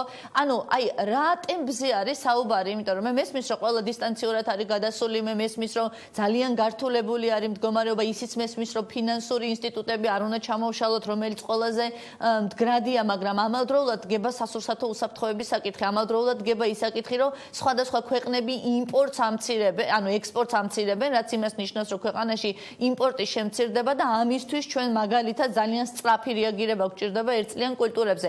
რა ვადებზე არის საუბარი? მე მესმის, რომ ჩვენ ყველა რაღაცას ვიხილავთ, უბრალოდ სახელმწიფოს ფიზიკურად აღარ აქვს რესურსი, რომ აი ამდენ გამოწვევას გაუმკლავდეს, მაგრამ ამ სიტუაციაში მხოლოდ სახელმწიფო პრეროგატივა არ არის ეს, ხო? თითოეული ჩვენგანის მოვალეობა და აი რა დროზე არის ზოგადად ლაპარაკი, რომ აი როდის მივალთ იქამდე, რომ გვეცოდინება, რომ აი თქვა ეს ჯგუფი არის მიმღები აი ამ სიკეთის. მადლობა, კარგი შეკითხვა არის ამასთან დაკავშირებით. უბრალოდ დროსთან დაკავშირებით, როგორც იცით, არავინ არც ერთ დროს არ აზუსტებს დღეს რა, ვერ აზუსტებს და არ აზუსტებს. ანუ რა პრობლემის წინაშე ვდგევართ ამასთან მიმართებაში, დროის განჭრეტა და დროის განსაზღვრა, როდის იქნება, თქვათ, რაღაცა სხვადასხვა გამოსავალი ნაპოვნი, სამწუხაროდ არც ერთი მიმართულებით არ არის. მეორე საკითხი არის, რომ დღესაც მიმდინარეობს მუშაობა, ეს მინდა რომ კარგად თქვა. ანუ რეალურად ჩვენ ვსაუბრობთ კომერციულ საქმიანობაზე დღეს, გარდა იმ პრობლემებისა, რა პრობლემების წინაშეც დგას, ყველა მერტყინეთ, რომ ეს არის ერთ-ერთი სექტორი, რომელშიც მაღალი ინტერესი არის უშუალოდ საბანკო სექტორისაც, რომ მაქსიმალურად მოხდეს დაფინანსება, იმიტომ რომ ეს სექტორი წლის ბოლომდე იქნება თუ გრძელვადი ამ პერიოდში, ყველაზე განვითარებადი არის დღეს მოკლევადი ამ პერიოდშიც მნიშვნელოვანი არის, რომ ამ სექტორში მოხდეს საკუთარი დაფინანსება. მე შემიძლია ვთქვა, რომ დღესაც მიმდინარეობს მუშაობა ამ მიმართულებით, უბრალოდ იმ პრობლემები, რა პრობლემები სოფლის მეურნეობა აწყდება ყველა სხვა სექტორი და იგივე საბანკო სექტორი. აქ ორნატულად რო გავყოთ, ერთი ნაწილი არის ადმინისტრაციული პრობლემები, რომლის მოგვარებაზე ყოველდღიურ რეჟიმში მიმდინარეობს მუშაობა, იმიტომ რომ დღესაც იხილავენ საკითხებს. უბრალოდ აქ საუბარი არის ვადებზე, აქ საუბარი არის რა ფინანსელეთ, აქ საუბარი არის როგორ უნდა მოხდეს ამ ბიზნესის შესწავლა და განჭრიტა რა შეგვიძლია შეიძლება იყოს საუბარი. აქ საუბარი არის ასე მნიშვნელოვანი არის რისკებთან დაკავშირებული საკითხი. ანუ როდის ექნება სულტასოვნად მეურნეობას ამუშავების შესაძლებლობა. ანუ რამდენად შეძლებთ იგივე დაფინანსებული სექტორის სრულად აითვისოს ეს თანხა და მიმართოს გასაგებია და ბოლო შეკითხვა, ალეკო, ესეთი თუ განიხილება ზოგადად და ჩვენ გვახსოვთ ხო, რომ სახელმწიფოს ჩვენ პრინციპში ვიყავით ისინი, ვინც ვთხოვდით, რომ ზოგადად სუბსიდიიდან გამოვიდეს, თუმცა არა ეხლა, განსაკუთრებით ფინანსურ ნაწილში, იმიტომ რომ ჩვენ ვიცით, რომ სოფლის მეურნეობის სამინისტროს პროექტი, რომელიც არის პროექტების მართვის სააგენტო, რომელიც აკეთებდა და სუბსიდირებას უკეთებდა ბანკებს, მათ 3%-ით დაწიეს, ეს ვთქვათ, მათი ნიშნული და ნელ-ნელა ცდილობდნენ რომ გამოსულიყვნენ და ეს პორტფელი მთლიანად ბანკებისთვის იაფი აგროსესხის ნაწილში გადაეცათ. დღეს რა მდგომარეობა არის? განიხილება თუ არა რომ კვლავ გაზარდონ მათ სუბსიდია, რომ ფერმერებს ისევ ქონდეთ იაფ აგროკრედიტზე ხელმისაწვდომობა? დღეს მიმდინარეობს საუბარი იმ პროექტების წილში გაფართოვებაზე, რა პროექტები არსებობს. ახალი პროექტები ჯერჯერობით არ არის ჩემთვის ცნობილი, რა პროექტი შეიძლება სოფლის მეურნეობაზე იყოს საუბარი. პირველი რაც უპირველეს ყოვლისა მნიშვნელოვანი უნდა იყოს აღმართულებით ის არის საგარანტიო სქემა. რეალურად ბანკები და არის ხელმოწერილი უკვე და ველოდებით საბოლოო საკმაოდ სტრუქტურულად გამიმართულებულა აღნიშნული პროექტი მე მგონია რომ პირველი ეტაპისთვის ეს იქნება მნიშვნელოვანი რო გადაიდგას ნაწილი ახლა ძალიან დიდი მადლობა ჩართვისთვის. ჩვენ აუცილებლად ვადევნებთ თვალყურს თუ როგორ განვითარდება გარანტიები, საბანკო გარანტიები, რომელიც თქვა თელ სოფლიოში აპრობირებულია მცირე და საშუალო მეწარმეობის ხელშეწყობის და განსაკუთრებით სოფლის მეურნეობისთვის. მე მესმის რომ ყველა დარგი დღეს გამოწვევის წინაშე დგას, მაგრამ თუ სოფლის მეურნეობა არ განვითარდა, ელემენტარულია რომ ჩვენ არ გვექნება საკვები პროდუქტი, რაც უფრო გაართულებს ადამიანების ყოფას. მადლობა ნინო ზამბახიძეს, მათონ ალექსანდრეს ჩართვისთვის. წარმატებები ნინო, წარმატებები ერთიანობას და მე იმედი მაქვს რომ ბიზნესის ჩართულობა იქნება კიდევ უფრო მეტი. შაბათს აუცილებლად გავაკეთებ განახლებას, რომელმა ბიზნესმა გამოიჩინა კორპორაციული პასუხისმგებლობა. და მინიმუმ იმ ადამიანების რაოდენობას უნდა დავეხმაროთ, რაც შენახსენე, ესენი არიან 2000-ზე მეტი და იმედია რომ ეს ყველაფერი მოხდება ისე როგორც ერთიანობას აქვს ჩაფიქრებული, ამ შემთხვევაში თქვენ გაქვთ ჩაფიქრებული. საქმიან დილა სამით ვასრულებთ, საქმის კურს ეთერებში ვხვდებით ერთმანეთს დღის განმავლობაში. მადლობა მაყურებელს ყურადღებისთვის.